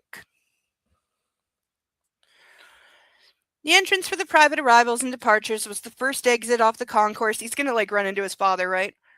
That circled the enormous facility, and he shot into a narrow lane that led to a separate terminal. Parking right in front of the double doors, he got out, leaving the engine on. Jeff Stern was just walking into the luxurious space, and even though it had been mere days, it seemed like a century since Lane had played that poker game and become annoyed by that bimbo, and gotten to answer his phone. Unsurprisingly, his old roommate. He had his poker buddy accountant whatever flown in. Okay, I thought he was leaving. No, he's picking up his buddy. Unsurprisingly, his old roommate was dressed like the Wall Street man that he was, with his structural glasses, his dark suit, and his crisp white shirt. He even had a red power tie on. He could have worn shorts, Lane said as they clapped hands. I'm coming from the office, asshole. That accent, at once foreign and familiar, was exactly what he needed to hear right now. God, you looked like hell, Jeff said as his luggage arrived on a cart. Family life clearly doesn't agree with you. Not mine at any rate. Tell me, is your plane still here? Not for long, it's refueling. Why? When Lane just looked out at the runway as his friend cursed. No, no, no, no. You did not drag me down here, south of the Mason Dixon, just to cry wolf and to go back to Manhattan. Seriously, Lane. For a moment, Lane stood with one foot on each side of the divide. Stay just to screw his father to the wall on multiple levels. Leave because he was sick and tired of the bullshit. Guess he and Lizzie had something in common after all. They both wandered away from him. Lane, let's go, he said, tipping the red cap and picking up his old roommate's two leather suitcases. When was the last time you were at Easterly? Turby, a million years ago. Nothing has changed. Outside, he popped the hood of his Porsche and put the luggage in. He and Jeff were off speeding around the airport, shooting out onto the highways. Ugh. Brand and car. Oh, ow. Mm.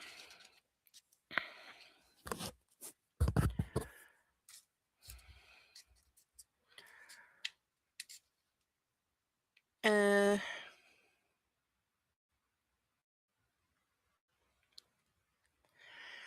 So, am I going to meet this woman of yours, Baldwin? Probably not. She's quitting. Well, that de escalated quickly. I'm very sorry. Don't pretend you haven't seen it in the news. Yeah, it's everywhere. Really? In the span of 12 hours? And again, would this even be news? Really? I think you I think you are personally responsible for resurrecting the printed newspaper. Congratulations. Lane cursed and sped around a semi. Not an award I was looking for, I assure you. Wait, quitting? You mean she works for your family? Is this a Sabrina thing, old man? Hey, we referenced the movie that this is clearly. Yes, hi. Hi. Okay, I will finish this chapter. and then you get a cuddle, okay? If you're a very, very good boy. Did I skip a page? I may have skipped a page. Oh no, is this a Sabrina thing, old man? Lizzie's the head horticulturalist at the estate. Or was. Not just the gardener, huh? Makes sense. You hate stupid women. And yet, he married one. Lane glanced over. No offense, but can we talk about something else? Like maybe how my family is losing all its money. I need to be cheered up. Jeff shook his head. You, my friend, lead one hell of a life. You want to trade? Because right now I'm looking for a way out of all of it. End of chapter. We have about 34 pages left, so I gotta speed up. Because we are getting to the end of this book tonight. Where are you? Hi. Alright, you want one last cuddle? Come on, up, up. Come on, up, up. Okay, but this really has to be the last one. Okay. I know you're the most important thing ever. I know, and you're so sleepy. You are so sleepy. Yes. You just want to be cuddled while you sleep. That's the problem. Okay, you little baby you. Come here. Yes, hi. Look at you. Look at this. Look how sweet he is. Alright. While I pet the puppy to sleep, I will remind everyone that if you would like to help a girl out, and right now that help is going towards getting a new bed frame and making my bedroom a better place to sleep in, so hopefully I will get a lot more sleep than I have been getting. You can do so by sponsoring a duck for $10, and I will add it to our pantheon of ducks, and you get to name it. You can pick a painted duck if you would like to. Just put which one in the message, please. Or for $25, now would be the perfect time to put me in handcuffs because you'll really get your money's worth for the rest of the evening. For $25, in case I forgot to say that because I'm looking at a puppy. Or for $50, I will mix and chug a Skittles drink mix of the flavor of your choice. Hopefully without, spilling it down my boobs like I have done before. So if you would like to help me get a better bedroom, those are the ways to do so. PayPal link should be at the top of the chat. And Bo says, thank you very much for your kind consideration. Don't you? Don't you? Yes, you do. Yes, you do. Yes, because you're always nice to everyone. Yes, you are. You're nice to everyone. Except for one FedEx delivery guy that whenever he's on the floor, he is in guard dog growling, stay away from my door mode. Only person, he's never met this person. Only person I've ever seen him not want to go and be their friend.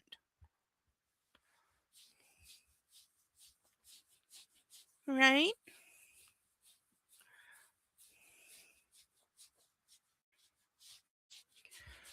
Okay, Mo, you're really heavy like this.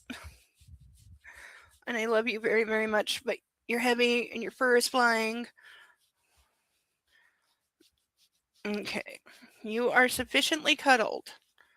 You need to go to sleep somewhere else. Oh, I know. Oh, I know the world's just not fair to you. I know. I know. I know. I know. I know. I know. I know. I know. Yes, I know. I know.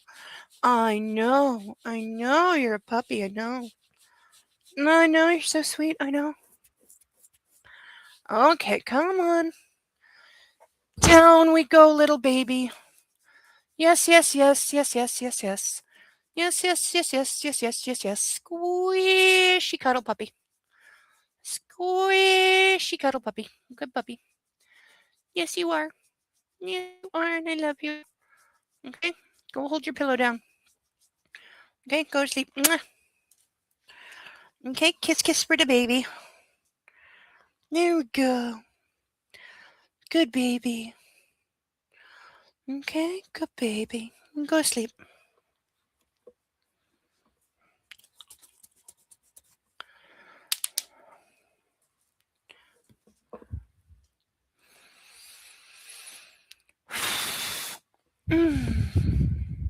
There we go. Ugh. Of course, it's dog hair on my face. Ugh.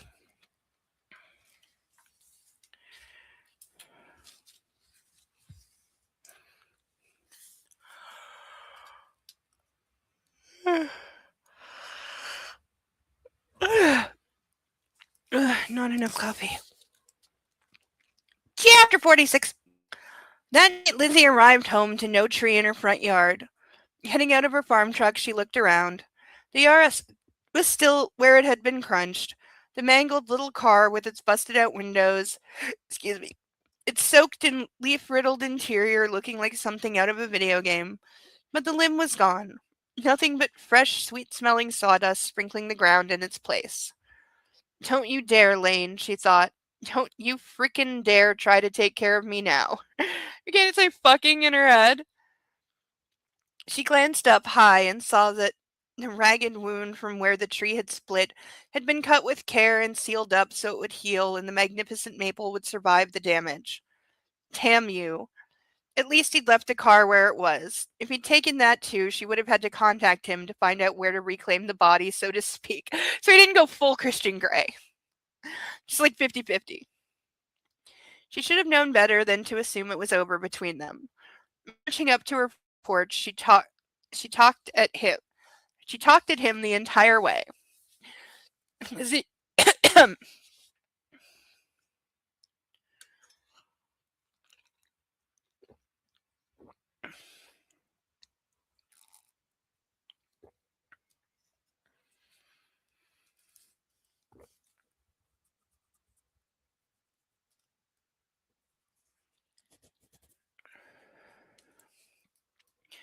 Lizzie stopped with her foot on the first step.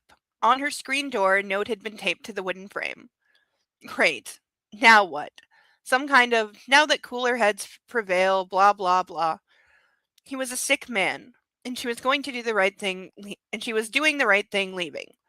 As much as it was going to kill her, she had to get away from him. From Easterly, from this bizarre stretch of her life that could only be described as a bad dream. Forcing herself into gear, she went up and tore the paper off the door. She wanted to throw the thing out, but some sick pick at the wound impulse made that impossible. Opening up the note, howdy neighbor. Cows out and all over your yard, ruined beds out back. No good with flowers, so took care of your tree. The wife made you a pie, left it on your counter. Buella and Ross. I'm not pronouncing the name correctly. Buella. I'm not sure what that's short for, but that is apparently someone's name, and I guess it was the neighbor who did the tree because of cows. Exhaling, she felt a wave of exhaustion wash over her, and instead of continuing into the house, she went across and sat down on her porch swing. Kicking the floorboards with her feet, she listened to the crickets and the creak of the steel chairs that were bolted into the ceiling above her head. She felt the soft, warm breeze on her face and watched the waning sunlight thicken into that peach wash that created long shadows across the good earth. Beulah, maybe. I've kind of heard of that. Well, I've heard of a version of it, kind of in Fresh Prince, but yeah. Buella. It's got to be short for something.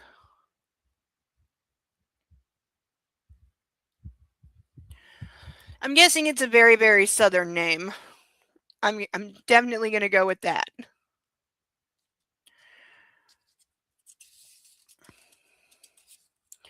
She needed to plant her porch pots. No, she really didn't. Hey, at least she had a good dessert tonight. Beulah made a pie that was out of this world. Maybe it would be peach or berry. Lizzie found herself wiping her eyes and staring at the tears on her fingertips. It was a horrible thing to have to save yourself by leaving all this. Rather like she supposed having to cut off a diseased limb. Okay, you don't actually have to leave just to not date someone. She'd been doing so well, she thought. Like, this is a ridiculous overreaction. And then Lane had just come back down here and ruined everything. Just had to come back down here and ruin everything. Yeah, no. Beulah. You missed the B. So it is Beulah. That is how it's actually said. I guess I just didn't. I guess the A is like silent. It's not silent. I don't know. It's a very weirdly spelled name.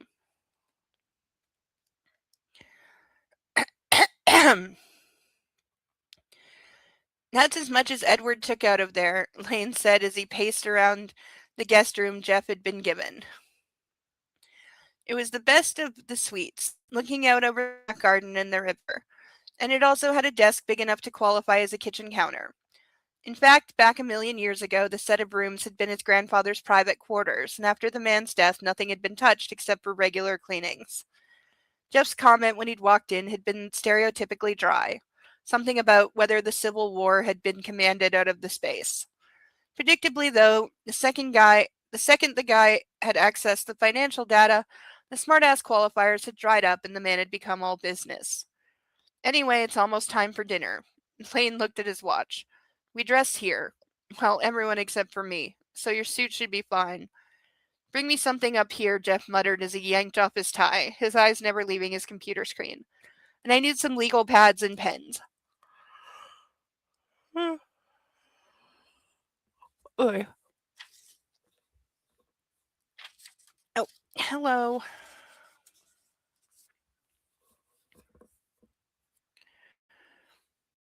Okay, wait a minute.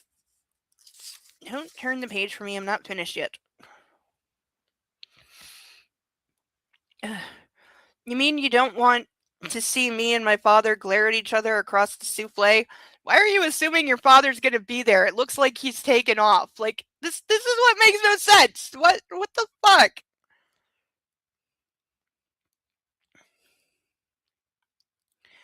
Yeah, because Lane was really looking forward to that himself. You could also meet my sister's fabulous new fiance. The guy's about as charming as cancer. When Jeff didn't respond, Lane walked across and peered over the guy's shoulder. Tell me that makes sense to you. Not yet, but it will.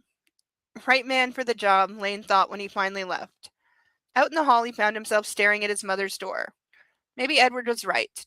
Maybe if everything went poof, his mother wouldn't notice. All those drugs kept her cocooned and safe in her delirium. Something that, for the time, he was coming to understand. For the first time, he was coming to understand. On that note, how about some bourbon? Oh, somebody drinks bourbon.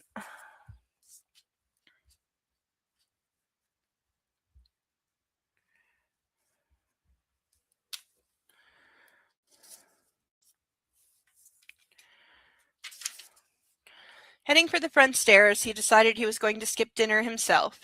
He still wanted to punch the hell out of his father, but with Jeff in the house, he had, hopefully, a much better way of taking the man down. And then he was going to follow Lizzie's lead and get good and gone. With all of this. It was just too much here. Too Byzantine. Too polluted. Maybe he would go back to New York, or perhaps it was time to cast a wider net, take off to somewhere overseas. Lane stopped halfway down the grand staircase.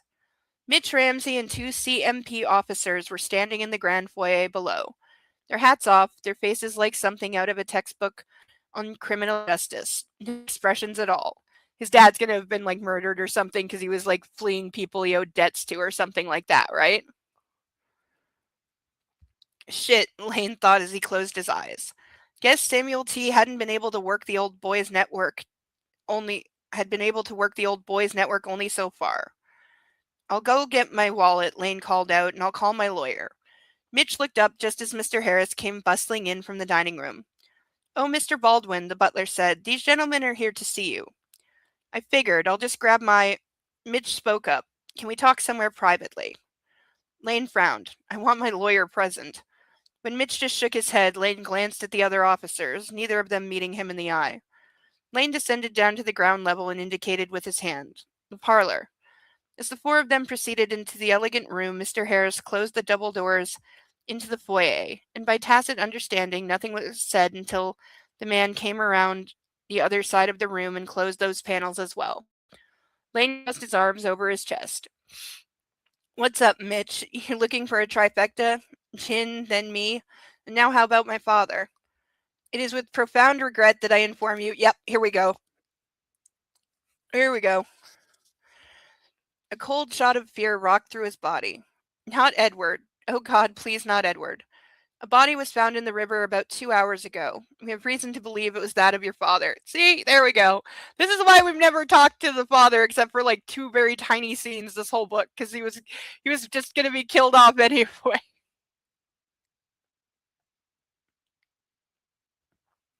See, now if the papers were talking about that, I'd believe it. The exhale that left Lane's lungs was slow and strangely even. What? He cleared his throat. Where was it found? On the far side of the falls. We need you to come down and identify the body. Next of kin is preferred, but I never put a wife through that if I can avoid it. By way of answering, Lane went over to the bar cart and poured himself a measure of family reserve. After tossing it back, he nodded to Mitch and the other two members of law enforcement. Give me a moment. I'll be right back. As he passed by Mitch, the man reached out and grabbed his shoulder. I'm very sorry, Lane. Lane frowned. You know, I can't say that I am. End of chapter. Hi, persnickety! Artie's done, so is dinner, so I'm here. Sasha would say hi, but she's busy snoring at the end of the couch. Aww. Hopefully Bo will be snoring soon. You missed him interrupting like 5 times. Now he's actually curled up in the middle of his puppy blankie. I don't want to look at him too long because sometimes if I stare at him, he wakes up. You know, he has that puppy radar. Oh, persnickety. Probably going to be seeing the movie Don't Say a Word tomorrow night if you want to join us. It's a good movie. Probably 9 o'clock start time.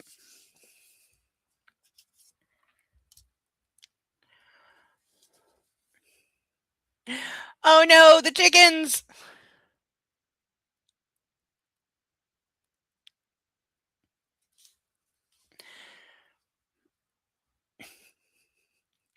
When she comes back, I now need to know what a chicken was being punished for. Chapter 47. Lane told no one where he was going or why. When he came back down from his rooms, he had his cell phone with him in his wallet, and he was careful to stay out of eyesight of the people who were eating and conversing quietly in the dining room. No, he wasn't telling anyone anything. Not until it was certain. Getting into the back of Mitch's sheriff's SUV, he closed himself in and stared out of the windshield. SUV.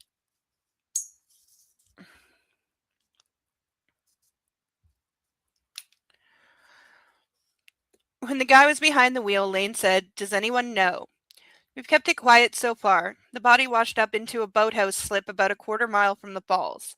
The people who called it in are good folk. They were shaken up and don't want a lot of media attention or reporters on their property. It's not going to hold forever, though. The ride down to the morgue was a bizarre one, time slowing to a crawl. Everything too bright, too clear, too loud. And once they were inside the dull, utilitarian building, all that got worse until he felt like he was tripping. The surreal quality like something out of a Jerry Garcia cartoon.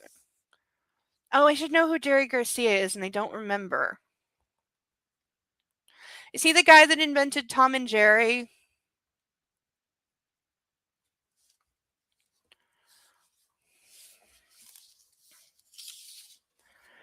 The only thing he could do, the only thing he was tracking, was following Mitch wherever the guy went. And before long, Lane found himself Grateful Dead, like the band. Also, what did the chicken do that it was being punished? I have to know.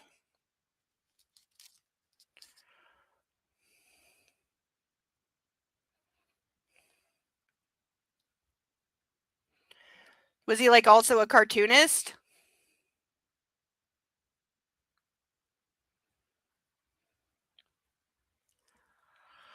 Also, I probably never knowingly heard a Grateful Dead song. I mean, if they have something that's really popular, I've probably heard it, but other than that, no idea who they are.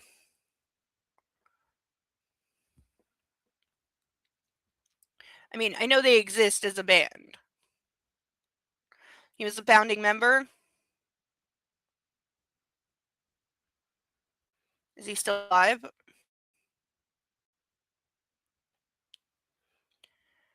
Uh, Lane found himself in a private waiting room that was about the size of a pantry.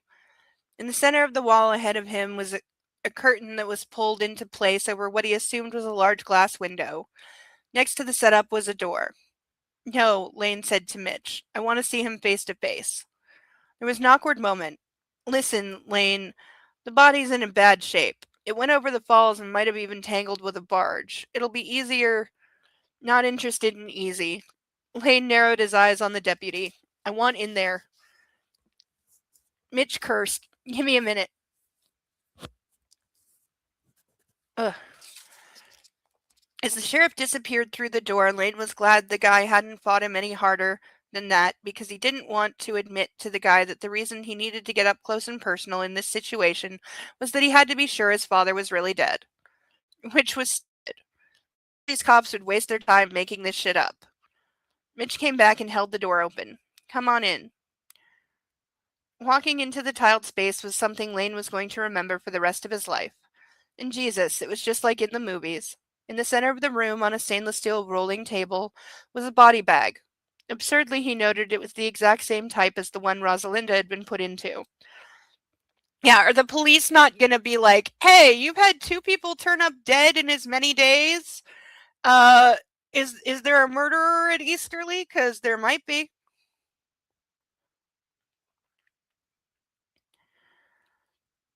Off to the side of the gurney, a woman in a white coat stood with her gloved hands clasped in front of her. If you're ready, sir. Yes, please. She reached up and clasped the zipper, pulling downward about 2 feet. She spread the opening wide. Lane leaned in, but the smell of water and rot made him recoil. He hadn't expected his father's eyes to be opened. That's him, Lane choked out, to be open. Ben and Jerry's named a flavor after Jerry Garcia, Cherry Garcia. I've heard of the Ben and Jerry's flavor. It was mentioned in an episode of ER and a couple other places probably. I've heard of it. I've never had it. Maybe we don't I don't know if we have that flavor here. I would definitely try it. Uh that is cool though that they did that. I love Ben and Jerry's where they take their inspiration because they're kind of nuts. And their chocolate chip cookie dough ice cream is, food of the gods.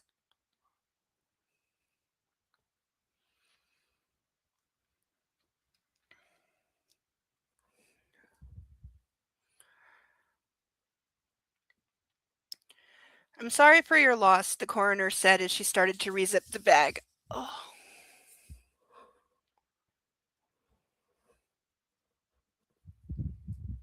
Hmm.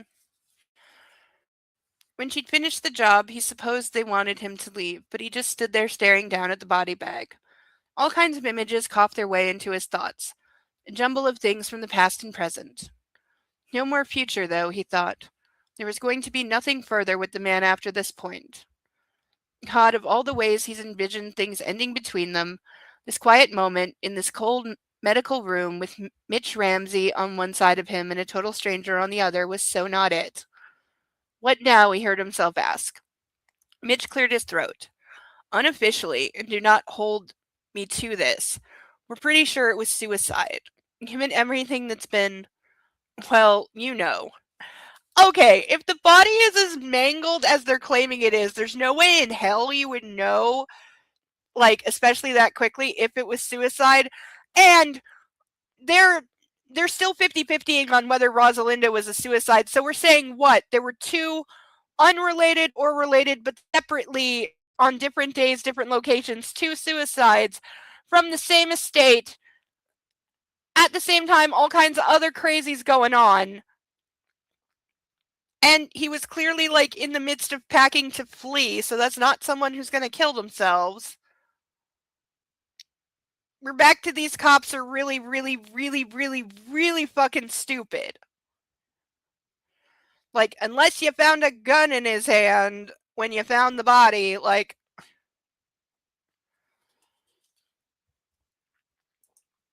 the chicken is brooding. The hen decides she wants chicks. So sits on eggs 24/7 and doesn't lay. Keeps other hens out of the box. It can be contagious. Okay. You have to remove her from the nesting box constantly and, if possible, prevent access for long stretches. It pissed me off today, so I yeeted her out of the coop and pen and locked her out. Okay. That or they're in on it. Yes. Okay. Good point, Sale. I had not thought of that, but you are entirely correct. Yeah. It could, the cops could be in on it. Or, just to add another conspiracy theory, because the body is mangled, what if it's not the father, but it's the brother we haven't heard anything about, or that we haven't seen yet, or some kind of body double or something?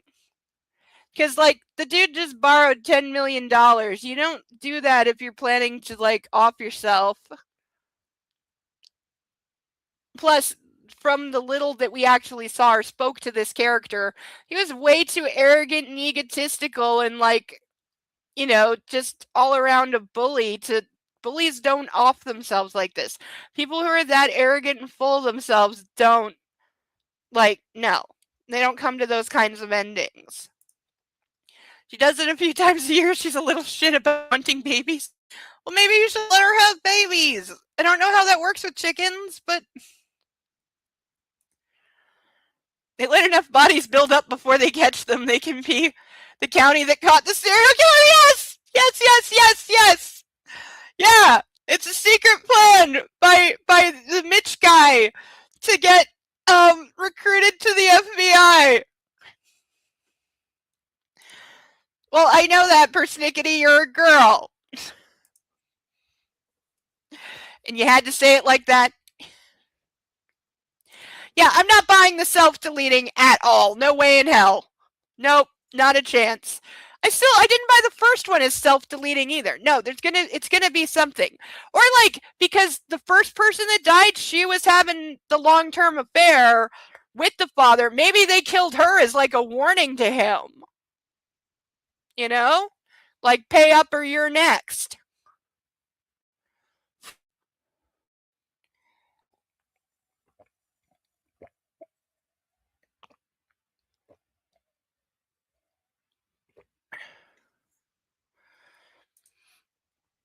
Need a rooster to fertilize the eggs. That's why eggs aren't baby chickens. Oh, and there's no rooster to be found. They ovulate every day. Wow, that would suck. That would suck so very hard. But I take it you don't want baby chickens. Also, I've heard roosters can be, like, really, really, really mean. And, like, they're not afraid of people. They will fuck you up. My mom told me when she was little, I want to say it was her grandfather or her uncle or somebody. Somebody had a farm.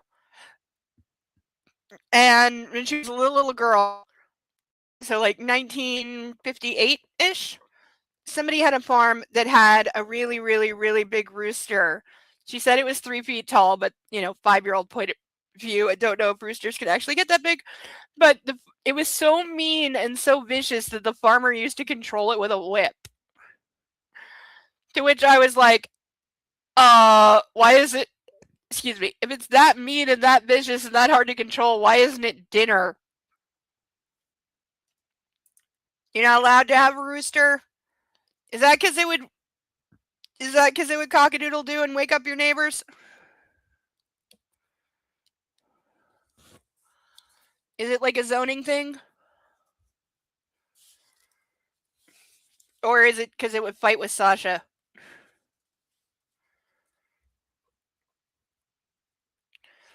I take it she's learned to leave the chickens alone and stick to chasing rabbits.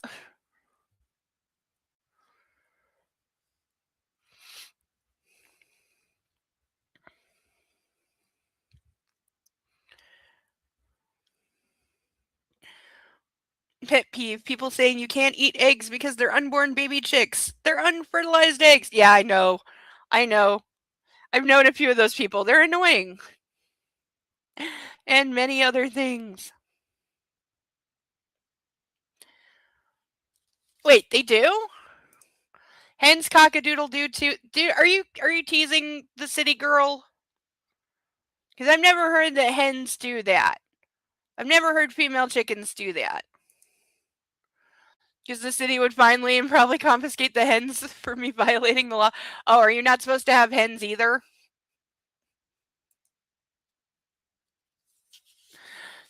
I wonder how law enforcement goes about confiscating chickens. Like, what do they do with them? Take them to petting zoo? What? You have chickens too, Sethale? Aw, now I want pictures. But, yeah. They sound like a car alarm every day. Animal control. You can have up to 4 hens. Okay. But not a rooster. That makes sense. So do dragons get along with the chickens, or do they just wait until one needs to be roasted extra crispy?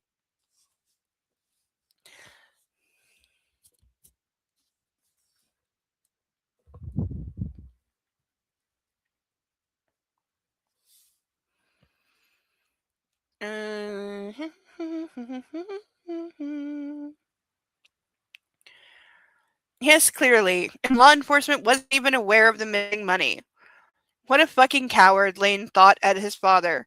Creating this huge mess and then opting out by throwing yourself off a bridge. Asshole. We'd like your consent to do an autopsy, Mitch said, just to rule out foul play. But again, that's not what's on our minds. So you haven't. I was assuming they were bullshitting and saying that an autopsy had been performed in 2 hours. You haven't even done a goddamn autopsy. Also, it would be automatic. You don't need permission because the body was found in like extremely suspicious circumstances. So yes, you can do an autopsy without the family's consent. I'm not saying you don't ask for it because it's like courtesy, but you don't actually need their permission. Not with these circumstances.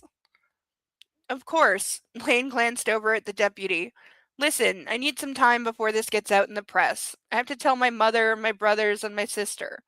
I don't even know how to get in touch with Maxwell. Okay, so the missing brother. Somebody's gonna have to track him down. I'm guessing he shows up in the next book.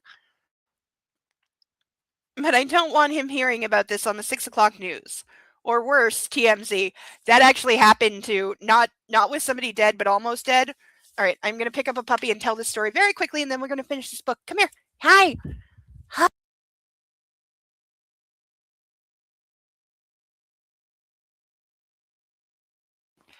Hi.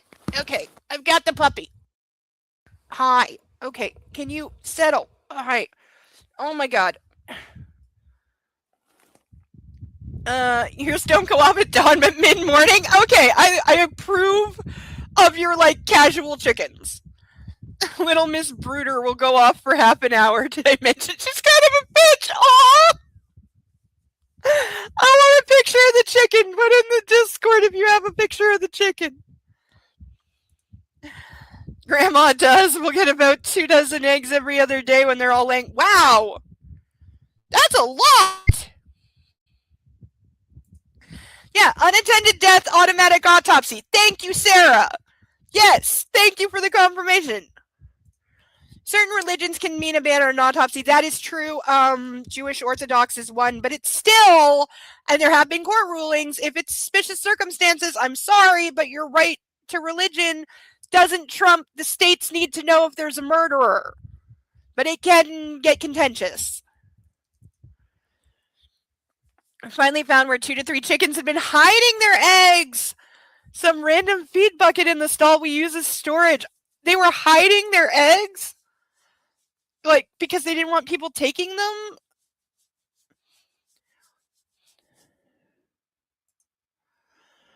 I don't think all unattended deaths get an autopsy. Family members of hospice patients might have to answer a few questions, but I don't think they get an autopsy.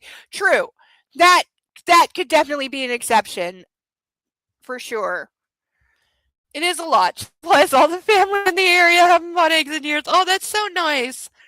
They were storing their eggs. Do chickens do that? What do they do with them? Why do they store them? Sometimes patients wait until they're alone to pass, also wait for loved ones to get there.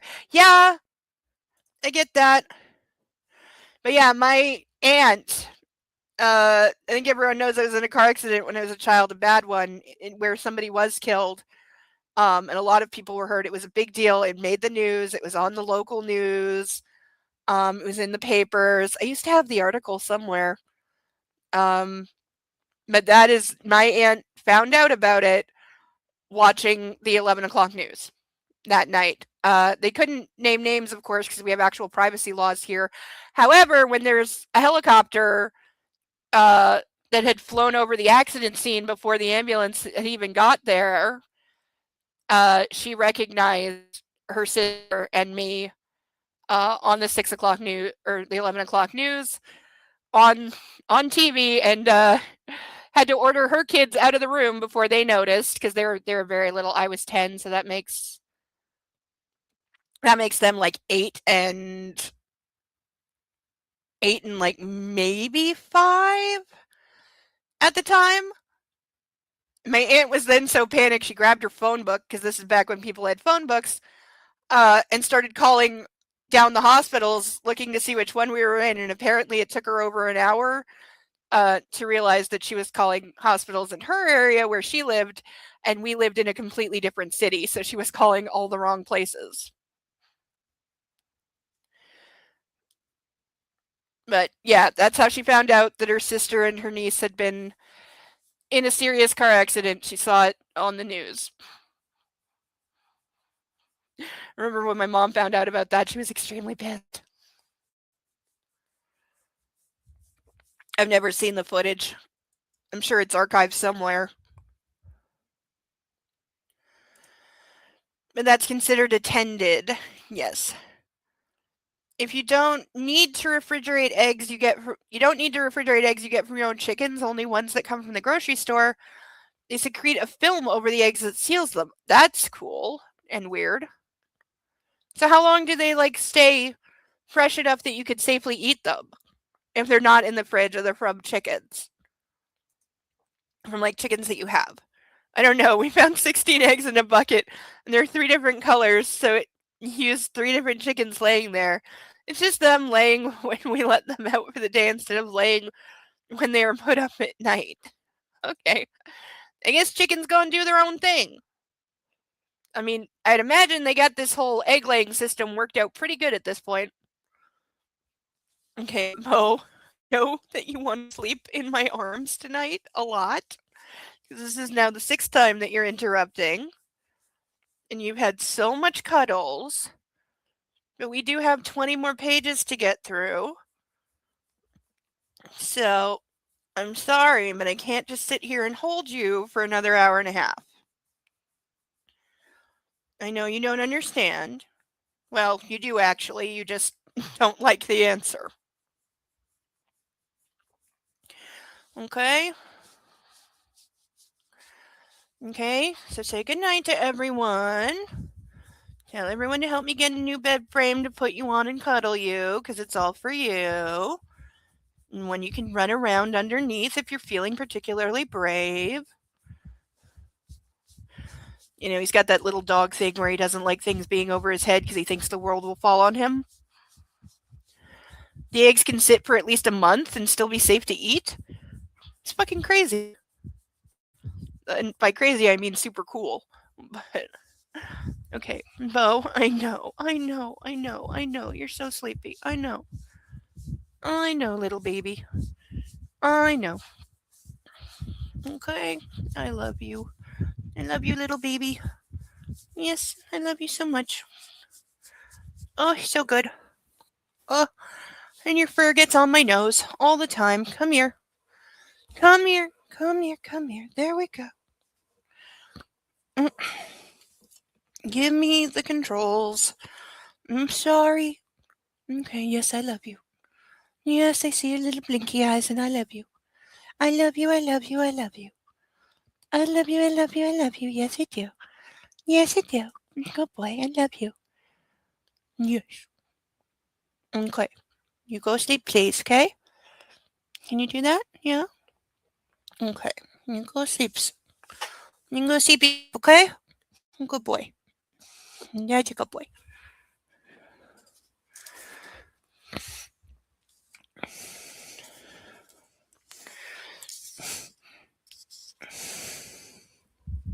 You can just imagine Bo around a chicken. First, he would bark like crazy. Then, if he was feeling brave enough, he might run at it. But the second it tried to peck him or flap, he'd run away with his tail between his legs and hide behind me. He only thinks he's big and tough until something challenges that assumption. Then he caves immediately.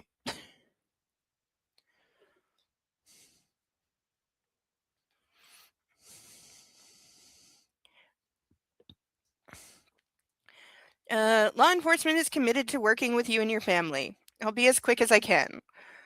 Excuse me. That would make it easier on everyone here. A clipboard came out of nowhere and he signed a variety of things. As he gave the pen back to the coroner, he thought, shit, they were still going to have to plan a funeral. Although, to be honest, that was the very last thing he had any interest. The very last thing he had any interest in was honoring his father in any fashion. Hey, you can keep it small. You can say like private funeral, family only. You don't have to make it some big public spectacle, though I'm sure that'll happen.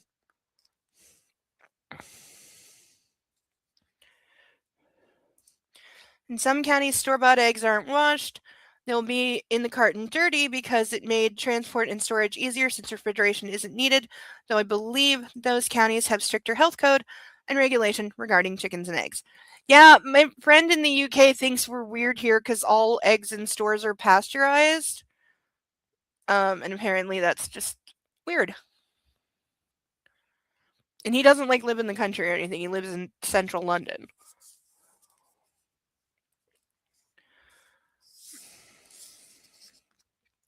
Oh, did anyone see that Larry the cat greeted the new prime minister by giving him the gift of a dead mouse upon his arrival? Go Larry the cat. That was after just 2 days ago he gave the press corps a dead mouse and then posed for pictures with his trophy. He really did. He's known to be quite a good mouser.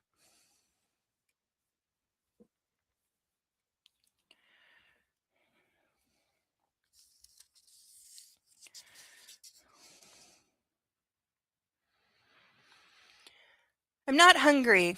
As Edward sat in his chair in his cottage, he was fully aware that he sounded like a 4-year-old refusing dinner. But he didn't care. The fact that the smells coming out of the galley kitchen were making his mouth water was beside the point. Do we think we get any check-in with the sister? Because she's been gone for like 70 pages now. The Shelby, however, had selective hearing. Here you go. She put the bowl of stew on the table next to the bottle of... What was he drinking now? Oh, tequila. Well, wasn't that going swimmingly with the beef gravy? Also, mixing tequila and gin? Ugh. I mean, granted, I've never had either, but bleh. Well, no, I had tequila in a cocktail once and discovered I hate tequila. Eat, she commanded in a tone that suggested he either did the job himself or she was going to puree the stuff and force feed it to him through a straw. You know you can leave any time you like, he muttered. For God's sakes, the woman had been in his house all day long, cleaning, doing laundry, cooking. He'd pointed out to her a couple of times that she'd been hired to take care of the horses, not the owner, but again, her hearing was very spotty. Damn, that's good, he thought as he took a mouthful. I want to make an appointment for you with your doctor. The sound of a car driving up was a welcome intrusion, especially as he struggled to remember what day it was, and hoped it was somehow Friday once again. He rather liked the idea of her seeing a prostitute come to service him. Hell, she could even watch if she came to. Not that it was much of a show. Okay. So, he's kind of kinky. For a split second, he recalled the feel of Sutton straddling him, moving up and down, looking into his eyes. See, he's the only one that doesn't have like a clear-cut love interest, because either of those women could do just fine. So something has to happen. Something is going to happen to make one of them the clear choice over the other one.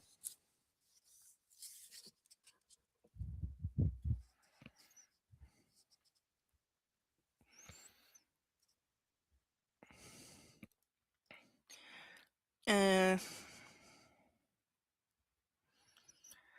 A sharp pain through his chest made him eat faster just to get rid of the sensation. The knocking was loud. "Would you mind doing the honors?" he said to Shelby. "If it's a woman, invite her in. If it isn't, tell them to get the hell off my property."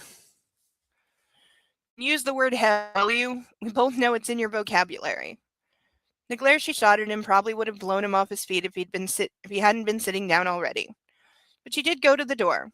Opening up, she said, "Oh, my." "Who is it?" Edward muttered. "Your fairy godmother?" Except no. It was Lane. As his brother came into the cottage, Edward started shaking his head. "Whatever it is, you gotta go somewhere else with it. I told you, I'm not gonna help you anymore. May we speak in private?" "Not a question." Edward rolled his eyes. "It doesn't matter what you say. This is family business. Isn't it always?" When Lane didn't budge, Edward cursed. "Whatever it is, you can say it in front of her." If anything, hopefully Shelby's presence in the little room would speed things along. Lane glanced at the woman, looked back. "Father's dead."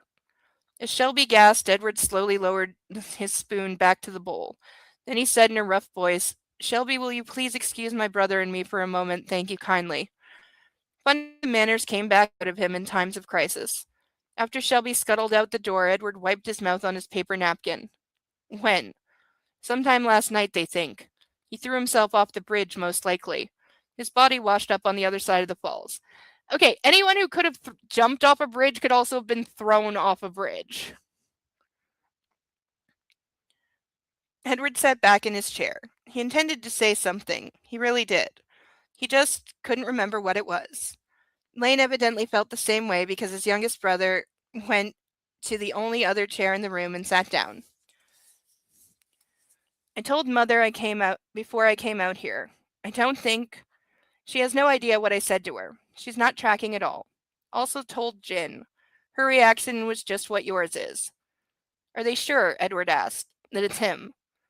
For some reason, that seemed vitally important, although how could a mistake of this magnitude be made? "I was the one who identified the body." Edward closed his eyes again,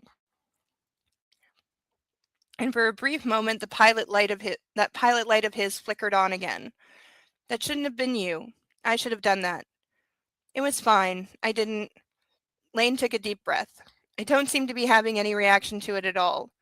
I'm sure you heard about yesterday." Edward looked over at his brother. "What about yesterday?" Lane laughed in a hard burst. "Sometimes not having cable television is a good thing, no? Anyway, it doesn't matter. It really doesn't." He sat in silence for the longest time, and later Edward would realize it was because he was waiting for some kind of emotional reaction of his own. Sorrow. Hell, maybe joy. There was nothing. Just a resonant numbness. "I've got to find Max," Lane said. "Law enforcement's going to keep a lid on this until we're ready to make a statement, but that respite won't last forever." "I don't know where he is," Edward murmured. I keep trying the number I had from him 2 years ago. I sent him an email, too, at his last known. I think he might be really far off the grid." More quiet. "Is Jin all right?" Edward asked. Lane shook his head, and then swung his eyes over. "Are any of us?" Sadly, Edward thought, the answer to that is no. End of chapter. They're getting really short.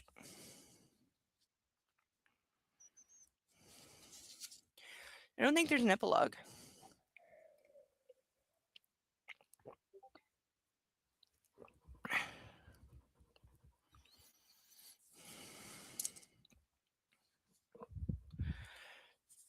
Chapter 48 out of 50. So these two have to be these got to be a little longer. The next morning, as Lizzie went up the back stairs with a bouquet in her hand, she gave herself a pep talk. It was all well and good to hide in the greenhouses, but come on. She had 13 days left of employment at Easterly, and she was not going out on a shirker note. She always did the flowers for the bedrooms. She had her schedule, and she was going to go and well do her job.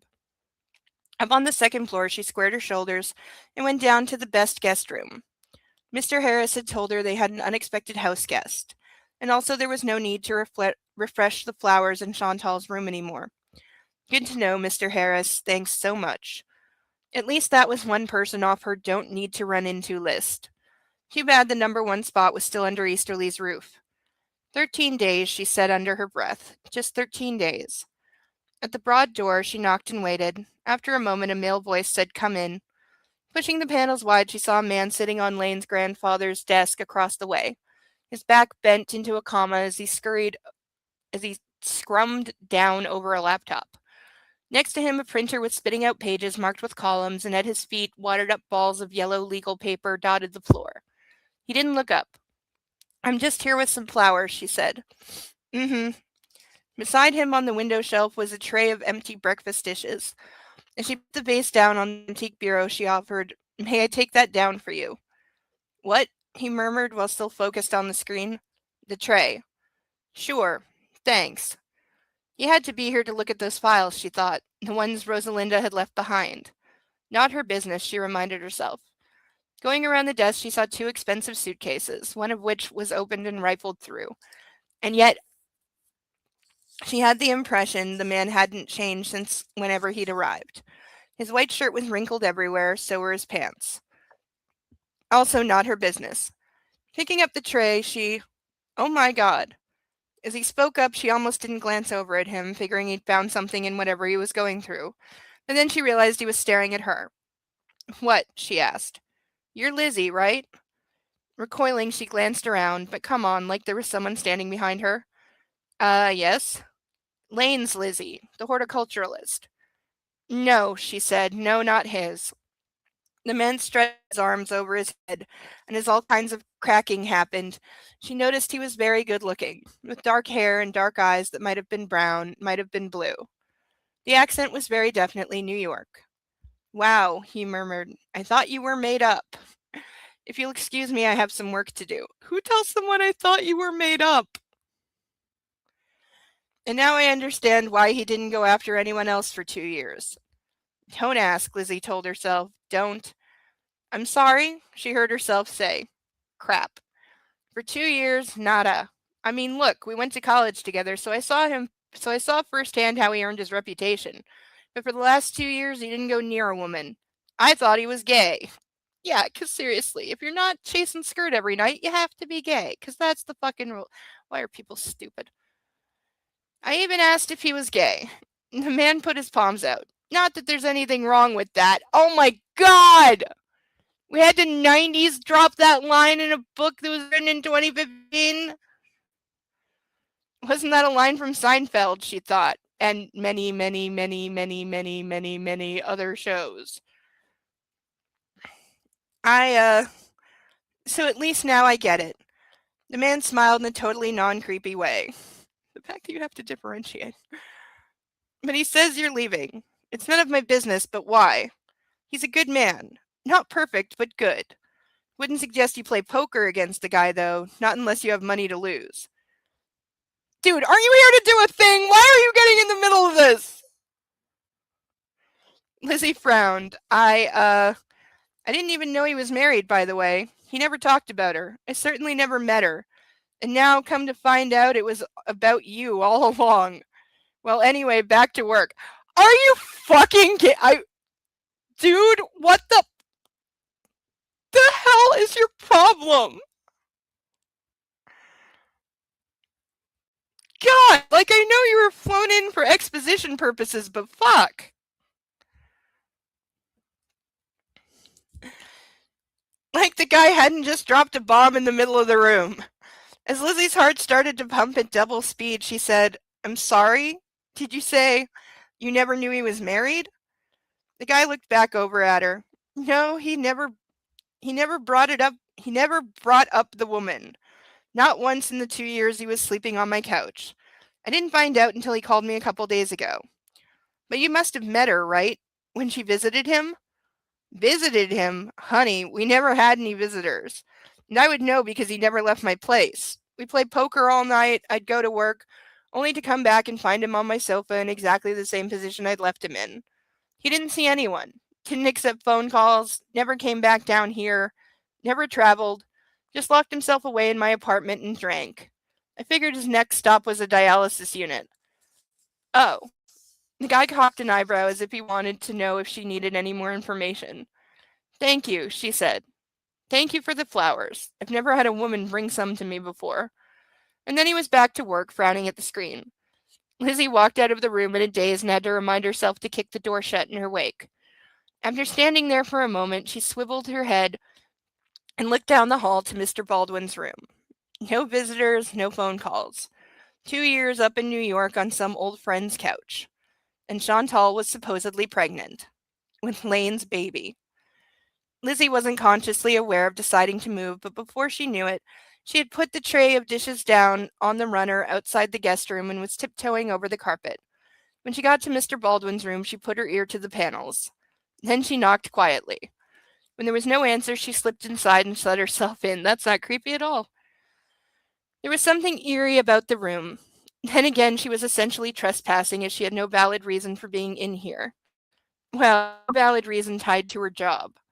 Glancing around to make sure she hadn't missed someone else in the bathroom beyond, she quickened over to the large bed that was made up with military precision.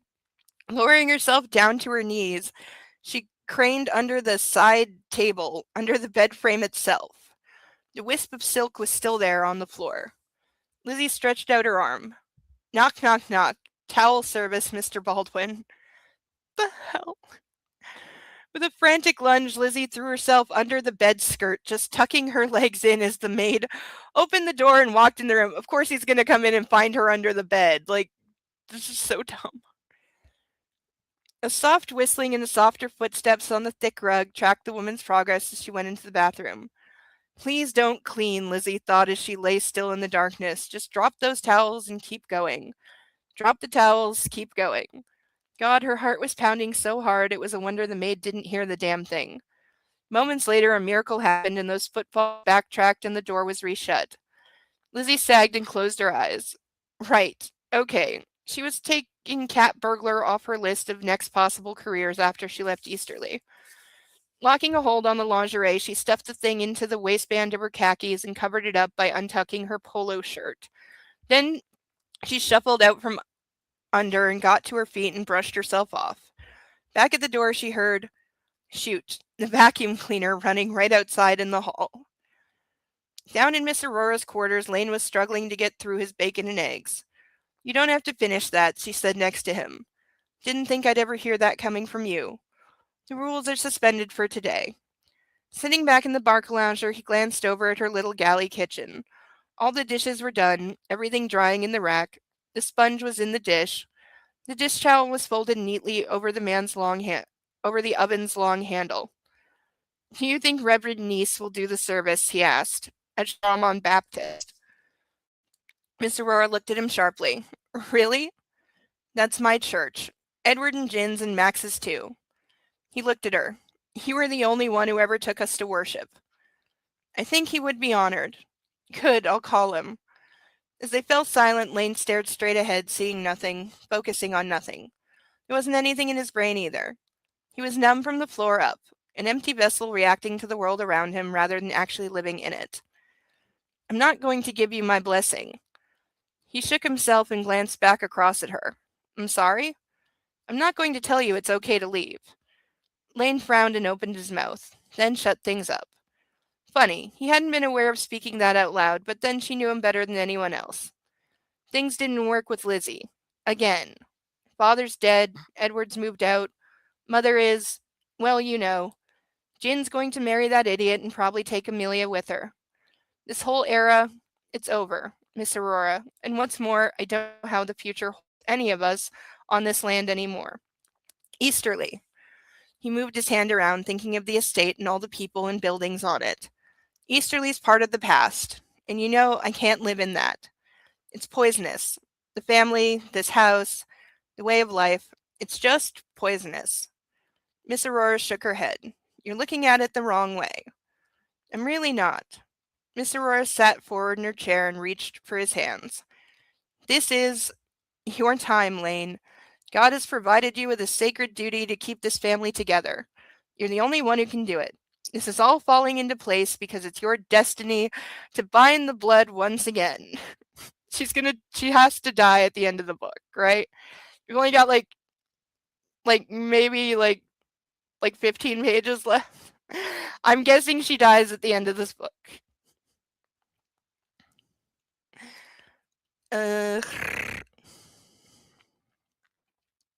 It happens every couple of generations. It's happening now. This is your time. Lane stared down at their fingers, the white and the dark intertwined. It was supposed to be Edward, you know. No, or he wouldn't be where he is right now. Miss Aurora's voice gathered strength. I raised you better than to be a coward, Lane. I raised you better than to leave your duty at the exit door. If you want to honor me when I'm gone, you will do it by taking this family and moving them forward together. I did my sacred job with you, and you, son of my heart, are going to do it with them. Lane closed his eyes and felt a sudden weight settle over his body, as if Easterly's walls and roof had caved in and landed on him. You will do this, Lane, for me, because if you don't, everything I put into you means nothing. If you don't, I have failed in my job. Inside, he was screaming. Inside, he was already on a plane going anywhere away from Charlemont. God does not give us more than we can handle. I was waiting for someone to say that, she said grimly. But what if God doesn't really know us, Lane thought to himself. Or worse, what if God was just plain wrong? I don't know, Miss Aurora. Well, I do. And you're not going to let me down, son. You simply are not. End of chapter. Stretch break. Okay, that's better. My fingers needed that. Ugh.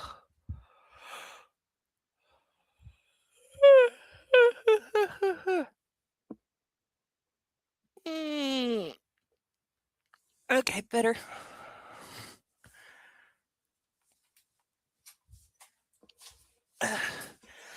Sit up a little.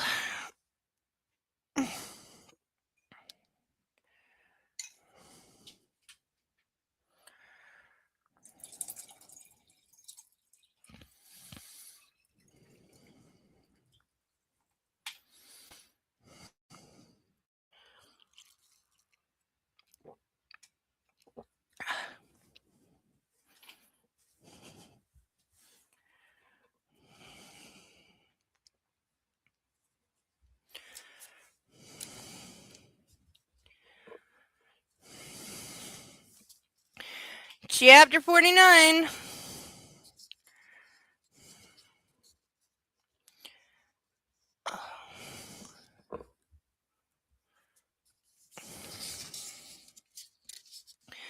The true definition of eternity, Lizzie decided, was when you were stuck somewhere you shouldn't be. With a camisole that wasn't your own shoved down your damn shorts. When the sound of people in the hall finally quieted, she waited another 5 or 10 minutes before she poked her head out. Lunchtime, she thought. Thank God. Jumping into the middle of the hallway, she let the door close behind her and stayed where she was, listening. Next stop was going down past Jin's room and knocking on Chantal's door. No answer. Then again, the woman had left, right? Sneaking inside, she shut herself in. Oh God, she muttered, fanning in front of her nose. Again, weird phrasing. The stench of fancy perfume was enough to make her eyes water. But she had bigger fish to fry, as they say. Hightailing it into Chantal's walk-in closet, she faced off with a wardrobe big enough to rival an entire Nordstrom's women's department. Or Saks. Or whatever high-end place folks like Chantal got their clothes from. Geez, was she actually going to do this? What are we doing? Why the hell are you in here? It was probably a really dumb idea, she decided as she began rifling through the hanging sections, breezing past all manner of silks and satins and lace. Then came the suits, the jackets, the dresses, the gowns. Where's your lingerie, Chantal? Of course, the dresser. In the middle of the room, like an island organization, there was a built-in stretch of double-faced drawers, and she started pulling them open at random. Okay, this is stupid, she thought. Did she really think she was going to find the bottoms? She was third drawer from the bottom of the left side on the north-facing part when she found what she was looking for. Sort of. In the midst of a lineup of carefully folded and tissue paper separated slips and matching panties, she found a purple camisole that was identical to the one she had taken from behind William Baldwin's bed. Just to make sure she wasn't seeing things, she took the peach one out and put them side by side on the thick white carpeting. Same size, same maker. La Perla. Everything except for the color. I know La Perla is very, very expensive lingerie. like $900 panties expensive.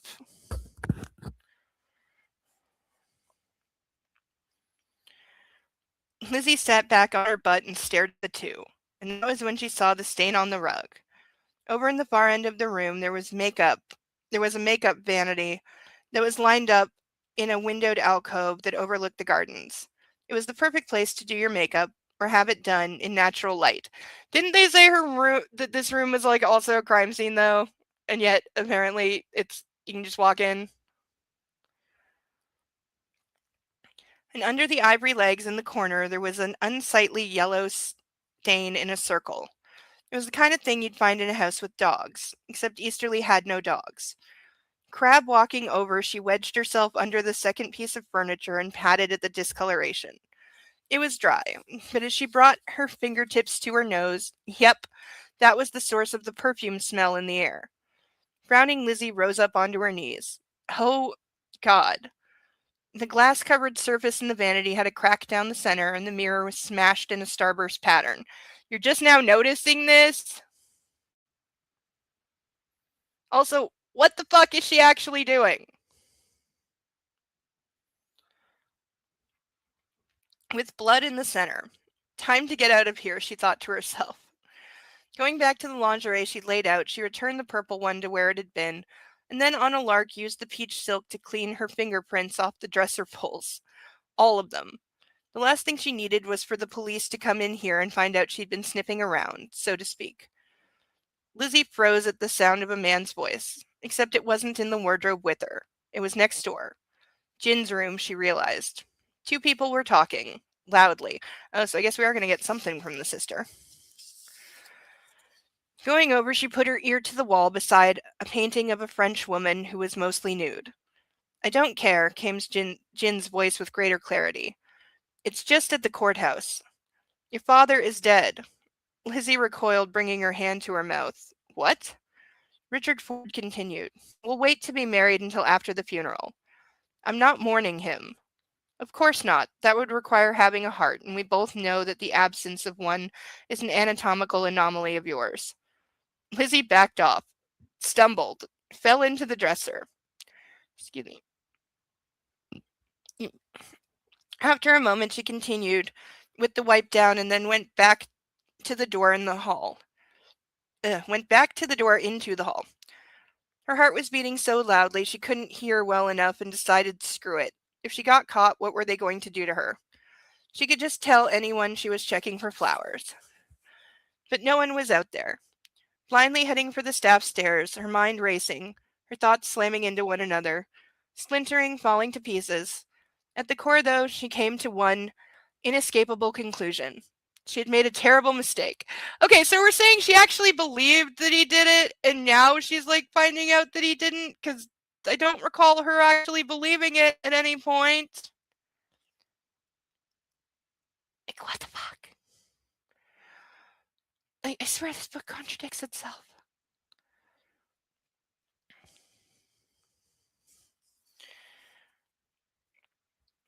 The kind for which forgiveness was going to be next to impossible. Down on the first floor, she stopped dead in her tracks and realized that of all the places to stall out, she had picked Rosalinda's office. William Baldwin was dead, too. How, she wondered. What had happened to him? In a series of flashes, she saw Lane standing at the greenhouse, his face shut down, his voice flat as asphalt. Then she heard his friend telling her that, contrary to happily banging Chantal on the side, Lane had seen no one, done nothing. And then the bomb burst in that mirror upstairs, and the lingerie. Her last image was of Chantal out by the pool that morning when the woman had insisted on a refresher on her lemonade. At the time, the fact that she had been wearing a silk wrap hadn't seemed especially significant. But now, she'd been pregnant and just starting to show, which is why she had asked for a virgin, no alcohol. Chantal had been sleeping with William Baldwin, cheating on the son with the father, and she had become pregnant. She must have told William, Lizzie thought, after the Derby. And the man had lost it. He'd hit her up in that dressing room. Then he had kicked her out of the house or something like that. Shaking her head, Lizzie put her hands to her hot face and tried to breathe. Her one and only thought was that she had to make it right with Lane. Oh God, of course she's going to run back to him and say, "I'm so sorry I ever doubted you." She had condemned him based on her own fear of being hurt again, when in reality there was a very, very strong possibility that in fact he had had nothing to do with any of it.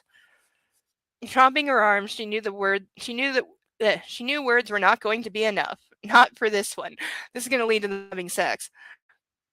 When the solution came to her, she checked her watch. If she hurried, she's just going to be like waiting for him naked, like Pretty Woman with the tie, right? Breaking out into a run, she flashed through the kitchen and Miss Aurora looked up from the stove. "Where are you going?" the woman asked. "What's on fire?" Lizzie skidded into the door out to the garages. "I've got to go to Indiana. If you see Lane, tell him I'm coming back." "I'm coming back." Why is she going to Indiana? What's in Indiana? Do we know? Is that where she's going to go tell someone she's not moving or something? I don't know. Something like that. End of chapter. That was really short. Was it like 2 pages?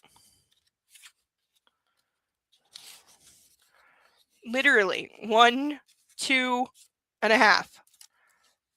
Okay. See. Okay, so we're on the last chapter. Let me just see. Does this actually have an epilogue that I don't know about? No. Oh!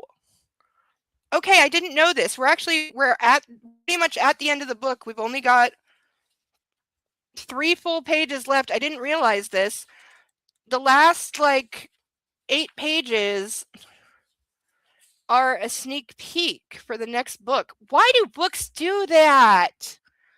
I've never, ever, ever, ever, ever understood why they do that. I mean, I guess the obvious answer is to you put something like titillizing so that people buy the next one. I get it.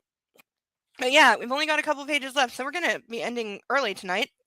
Sorry about that, but I didn't know they put an advertisement in here. Actually, the advertisement part, which we will read because it's only 2 pages, so why not? Then there's there's 3 pages of acknowledgments too. We're not reading that.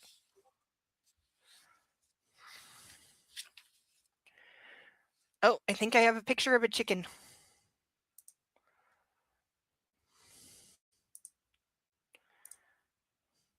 Aw, there is a picture of a chicken. It's in the book club tab on my Discord if you want to see the chickens in their coop. Aw, they're cute. And they sorted themselves by color. They're really cute. Aw, they look very clean.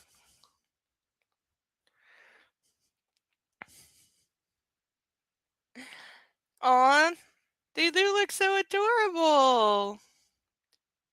They look cuddly, even though I know chickens are not cuddly. They don't like to be touched or picked up so much. They get very flappy when they don't want to be around you. But they look adorable.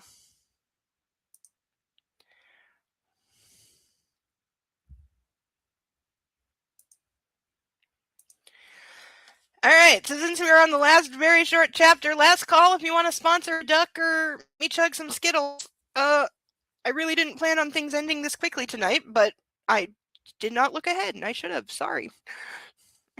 Hey, wait, does it actually tell me which book is the next book? No, it just says what's next in the Bourbon King saga. You couldn't even tell me which one is the next goddamn book. I have to Google it.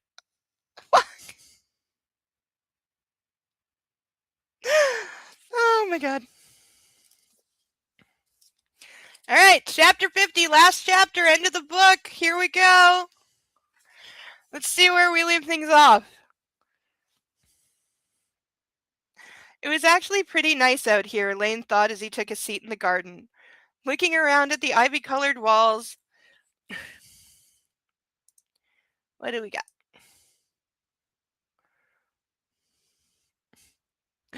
The chickens are Chickaletta, brown 1, brown 2. Brown ones are named after Thing 1 and Thing 2 from Cat in the Hat. Yeah, I used to call my dogs that when I had 2. They were Thing 1 and Thing 2. Concerned about their creativity levels? Apparently two of the chickens are named Chickaletta. That's adorable, though. They love that you let the neighbor's kids name your chickens. That's really sweet.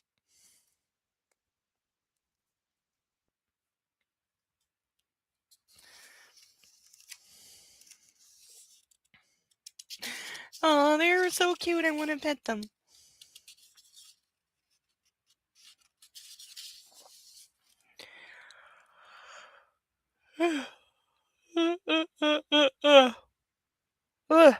Mm. Looking around at the ivy-covered walls and the orderly flower beds across the sparkling blue pool and the French doors of the business center, he imagined all the work that it took to maintain this natural beauty. It was impossible not to picture Lizzie out here, but he shut that down quickly. No reason to bother with those kinds of things. Bowing his head, he rubbed his eyes. Samuel T. had called about the situation with Chantal, and he knew he had to call the guy back. Mitch had also left a message, likely about the preliminary results of the autopsy. That happened at warp speed. And meanwhile, up on the second floor, Jeff was going through all the financial stuff.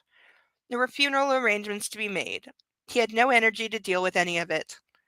Damn it, Miss Aurora, he thought. Let me go. Just let me get out of this. He loved that woman so much. He owed her even more.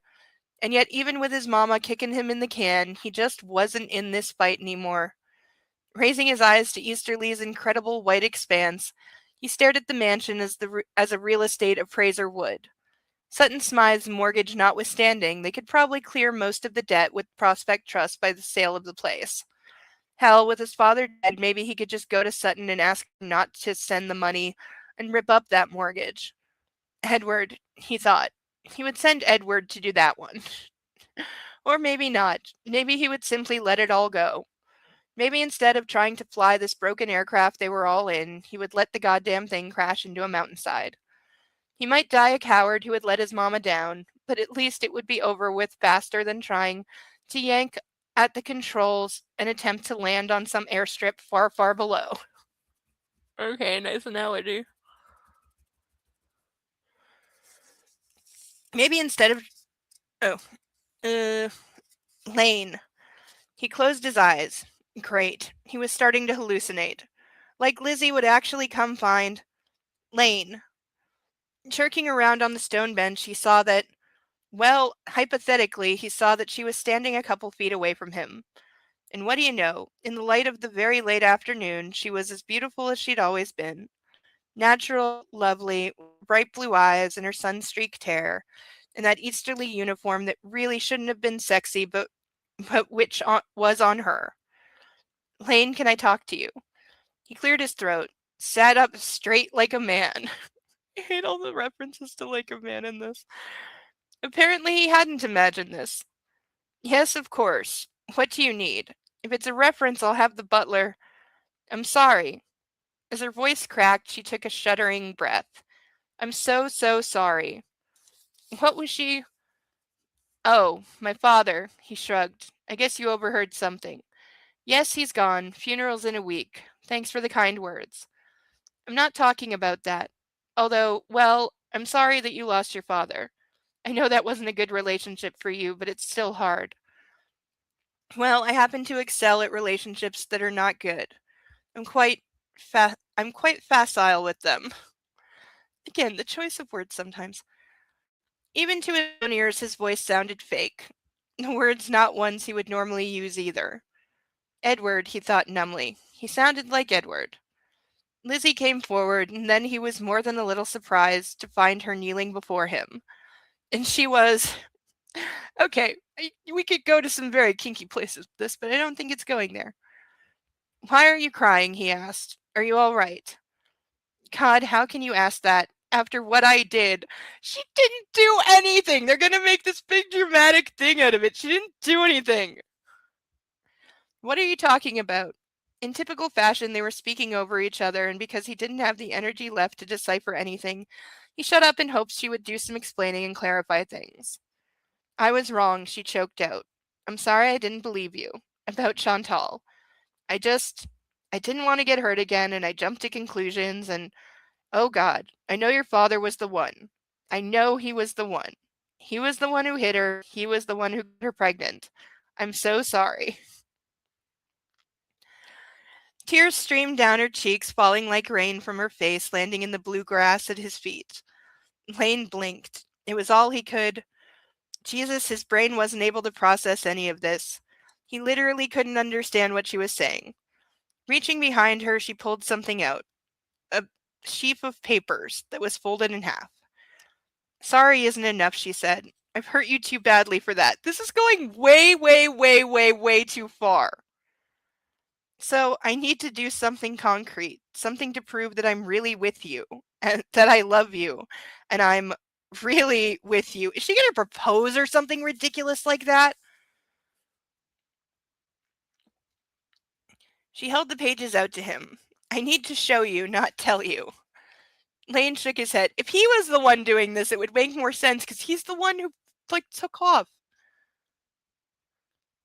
Lily, I don't know. Take it, she said. He did as she asked, only because he didn't have the brains to think of a reason not to. Opening the crease, he looked at a whole bunch of letters, followed by some numbers. The second sheet was a map. It's the deed to my farm, she whispered. I know compared to everything you have, it's not much, but it's all I have in this world. What the actual fuck?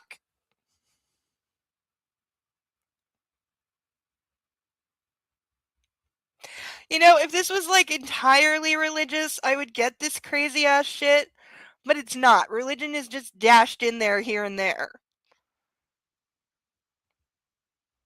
But now we're going full, I don't even know what the fuck. But way, way, way, way, way, way, way overcompensating in a relationship that is not really there. Because it hasn't had time to be there. But she never, if she had called him out, if when he came to her in the greenhouse, instead of saying just, I'm leaving, and he quietly leaves, if she had bawled him out and called him a wife beater, cheating, lying, son of a bitch, and maybe tried to stab him with some gardening shears, then this makes a little more sense. But she didn't. That never happened. As far as I'm concerned, she has nothing to apologize for. Yet, here we are.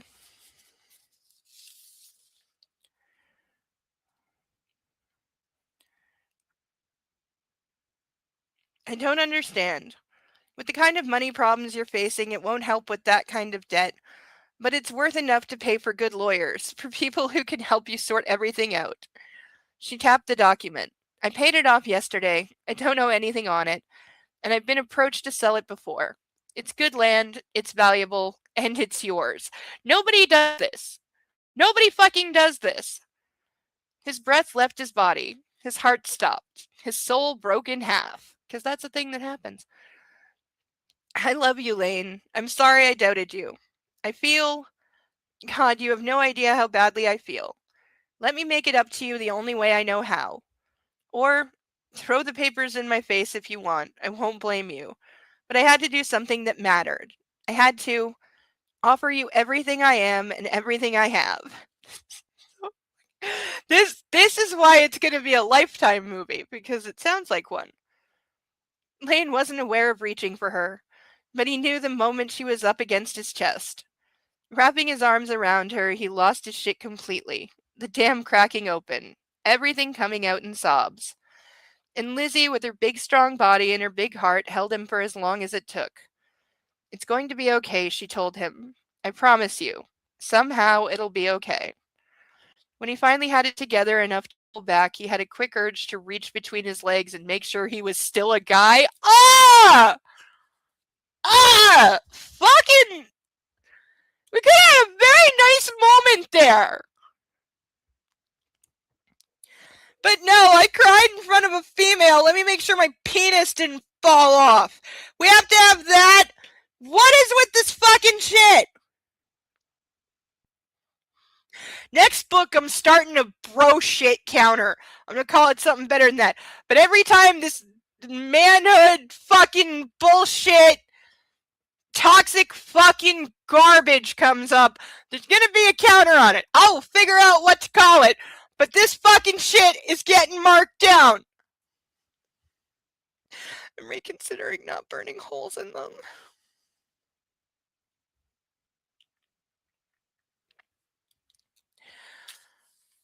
Man card. Yes. I may use that. That could work. Because it's just it's things fucking Andrew Tate would consider to be on the man card. I do love the fact that the internet's roasting him because he got arrested in women's clothes, but hey. Only because that would offend him.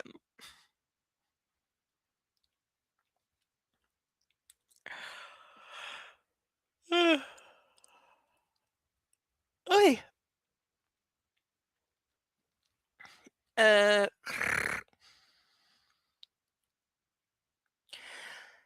Make sure he was still a guy, but Lizzie didn't seem to care about him being weak. It is not weak to cry or cry in front of a woman.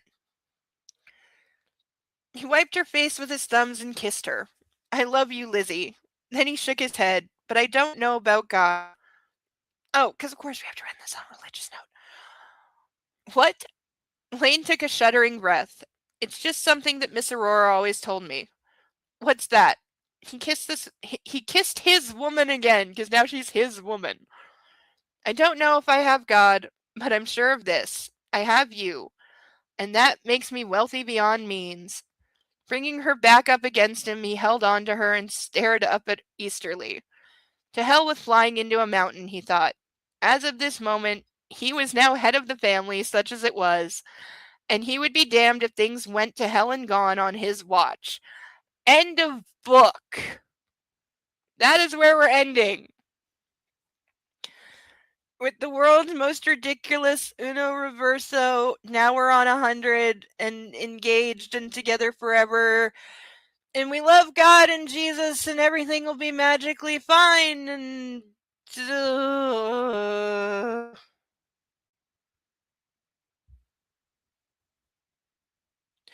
is going to get so much worse before it gets better, isn't it?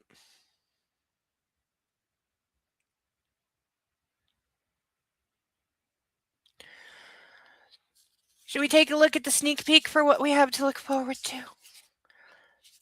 Okay, it's like 2 full pages. All right, let's do. I don't usually like spoilers or trailers, but who gives a fuck? So this is from one of the future books. I'm guessing it's from the next one. It doesn't say which that is, though, probably because when this was printed, it didn't have a title yet. This was probably all there was. The final shoe dropped the next day, and really when everything was said and done, Lane couldn't be surprised at all. With the way things were going at Easterly, the dominoes were still falling. The path to either his family's destruction or glory as yet being forged around curves and straightaways that only destiny or fate or God, if you believed in him, knew and was prepared for. Lane was in the parlor pouring himself a family reserve to prepare to meet his lawyer Samuel T. I'm not marking these down because they'll get marked down in their own book. Someone was yelling. A woman's voice. Someone was... Heading out and opening the front door, he realized the words weren't English, but rather in German. Schnisch, oh mein Gott, in something German. Falling into a run that splashed bourbon out of his rocks glass, he jogged around to the riverside of the mansion. His beloved Lizzie was standing over her horticultural partner. Oh, is somebody else going to die? Greta, the German, was pointing in the dirt and yelling all kinds of things.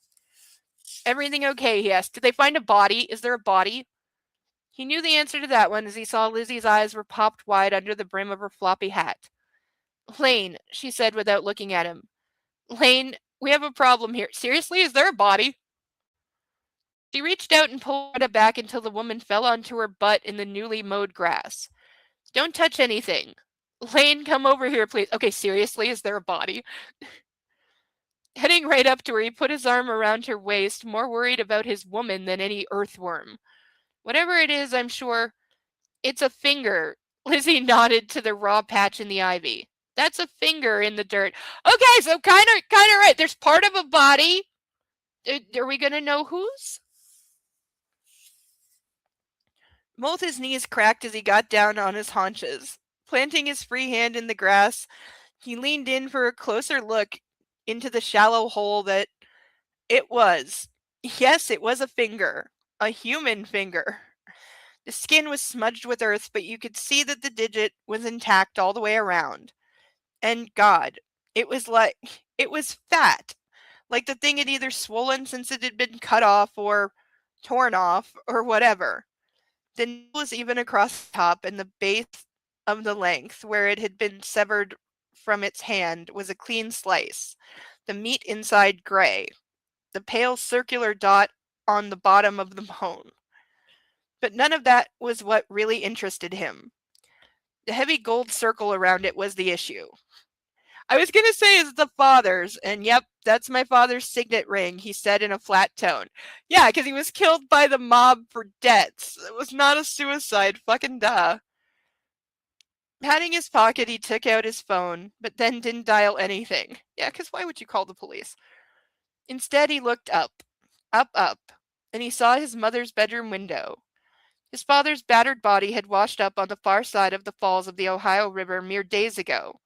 The coroner's unofficial pre-autopsy ruling was that it was a suicide, and given everything Lane had been learning about the dismal state of his august family's finances, he had to agree. No, you didn't. Nobody agreed. That's so stupid. Over $50 million in debt was no laughing matter when you were supposed to have the net worth of nearly $1 billion. See, okay, this is also why the numbers don't make any sense and why I'm not believing they're in financial peril, because it doesn't make sense.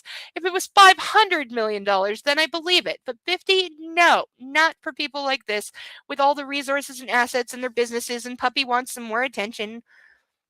Okay, I have half a page and then I will bring you up to say goodnight, okay? Okay? Yes, you were sleeping, weren't you? Yes, you're a puppy. I know. You're such a good boy. But it seemed extremely unlikely that one would cut one's own wedding finger off and bury it beneath one's soon-to-be widow's window, especially if the husband in question had recently gotten someone else pregnant. Dear God, he whispered. At that very moment, the sound of someone pulling around the Peastone driveway broke the silence.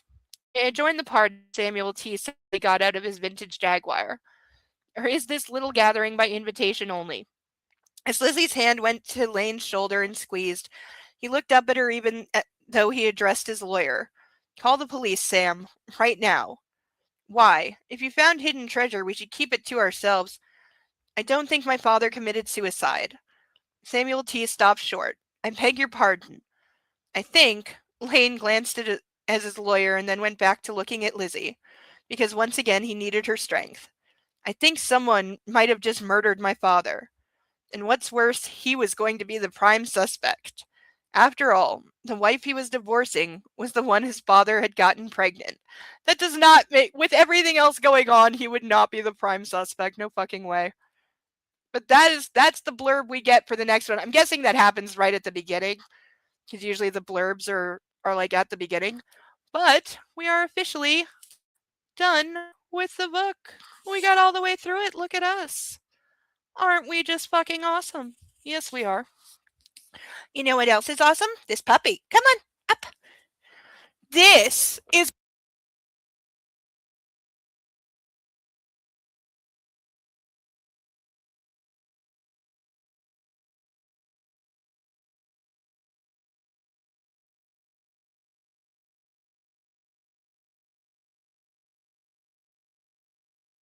And of course, he muted me. I was saying, isn't this just the most impressive specimen of doghood you've ever seen? Isn't he the most impressive doggy ever? Look how big and tough and strong he looks. Isn't he just a perfect little hound doggy? He howls like a hound, believe me. You do not want him howling. You were sleeping. Why did you wake up? Huh? Huh? Why did you wake up and come over here, little baby? You don't know? You don't know you're a puppy? Oh, you know what I'm going to do? I'm going to go grab the second book and read the back cover, and then we'll say goodnight. Okay? Then we will call it a night. What do you think, puppy? Okay?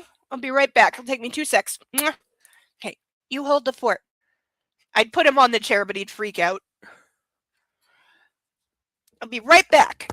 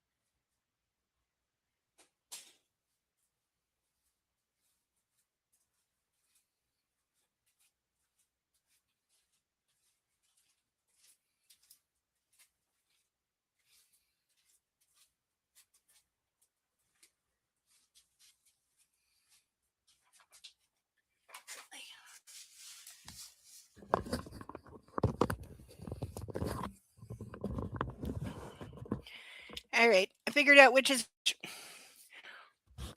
So, the second one. Ugh, this is dusty. I need to clean it. Ah. Not have lipstick on my hands. So, the second one is called the Angel's Share. So, the third one is called the Devil's Cut. And since we learned that the Angel's Share is a term in making bourbon and probably other alcohol, I'm guessing the Devil's Cut is too. Okay, the back is just places talking about it. Let's see if we have. Here we go. There is a blurb inside. Is this longer or shorter? It's about the same. So let's see. Does the inside blurb go to the back? Oh, we have a picture of the author. There. All right, let's see what the inside cover blurb is. Charlemont, Kentucky, the Bradford family is the creme de la creme of high society, just like their exclusive brand of bourbon. And their complicated lives and vast estate are run by a discreet staff who inevitably become embroiled in their affairs. This is especially true now when the apparent suicide of the family patriarch is starting to look more and more like murder. No one is above suspicion, especially the eldest Bradford son, Edward, who physically couldn't have done it, so next. The bad blood between his father and him is known far and wide, and he is aware that he could be named a suspect. As the investigation into the death intensifies, he keeps himself busy at the bottom of a bottle, as well as with his former horse trainer's daughter. Okay, so she's the love interest. Meanwhile, the family's financial future lies in the perfectly manicured hands of an evil of a business rival, a woman who wants Edward all to herself. Okay, so the second book's going to center around Edward because that's why Lane got his woman, so he's taken care of. So now the second book's going to be Edward, making the third one the sister. Why are we casting Sutton as being like evil now and like the other woman? If anything, she's like way ahead of the game. He wanted her before. He still wants her. They've actually had sex. And she seems like she's like one of the only likable characters. She's one of the only characters I actually like and I feel some sympathy for. And she comes off as like a good person. So she's gonna get like painted evil somehow. Because of course he has to end up with the God-fearing, wholesome, down-to-earth, doesn't curse girl, because apparently these are pseudo-religious coded or some shit. Everything has consequences, everybody has secrets, and few can be trusted. Then, on the very brink of the family's demise, someone thought lost to them forever returns to the fold. Maxwell Bradford has come home. But is he a savior or the worst of all the sinners? Again, if make religious fluff, but this half and half bullshit. But at least we find out we meet the other brother that we've heard mentioned a few times. Maybe we find out what their deal is. Do we even know if he's like older or younger than everybody? I think we were told he's the youngest. So that would make him like 25-ish. But we'll see. We'll see. We got 415 odd pages to get through. I like this cover better because it's not shiny. But we get the car. That, I'm assuming that is the Rolls-Royce Phantom. So at least there's that. I guess that's supposed to be like the estate. Though this looks like this here, over here. That looks like the mansion that Nacho picks her up at in 365, either 2 or 3. I don't know, they blur together. Because there's the same like grass walkway and his car is just magically sitting in the middle of it because movie's stupid. But there's that. So it's a bit early, but we're done for the night. We wrapped up the book. We know what's coming up next. We've got one of 3 hooked up with their romantic interest in the most rushed, laziest, sloppy, cheesiest way. God, it's so bad. And there's so much like time and opportunity to write a better reconciliation than that. Like, were there deadline issues? Were you rushing to meet a page quota? What? Because seriously, what? Doesn't make any sense. Alright, I think Pup has oh yeah, he's deeply unconscious.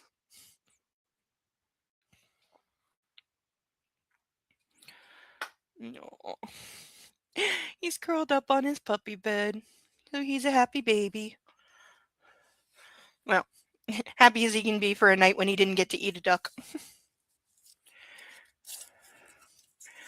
But thank you everyone for being here. Thank you for hanging out. Thank you for getting all the way through this book with me. We've got 2 more to go. And then we've got E.L. James's latest. I'm not going to call it a masterpiece. You know what I'm hoping? I'm actually hoping that since I'm not buying it right when it comes out, because there's not a paperback listed right now, I'm hoping that once it comes out, there will be a paperback because I've never burned a hardcover book before and I'm a little worried about it. Also, there's just bothers me. So I hope that a paperback version is out by the time I actually need to buy it. Thank you for being here. Good night, Persnickety and your chickens. And Sasha, love on the Sasha for me. But that is going to do it for Tea and Rose's book club for this week. Everyone love on your fur babies. Sethale, give your dragon some love. And Sarah, love on Izzy, Ozzy, and Persephone for me. I'm sure they'll be happy for lots of attention and belly rubs and any treats that anyone wants to give their fur babies. Because they always want treats. But that will do it for me this week. I will post in my Discord how well the glasses held up and how long they lasted, because I'm going to check that out. I don't even know if they're still on, because there's no way to tell, but we'll find out once I plug them into my computer. Until then, I have been Insane Lane. This has been Tea and Rose's Book Club. We have finished 1 out of 3 books. Come back for the next 2, starting next week. Usual time, usual channel. Many, many ducks. Until then, take care of yourself. Love on a fur baby. Have a great rest of your weekend, and I will see you all next week. Bye-bye.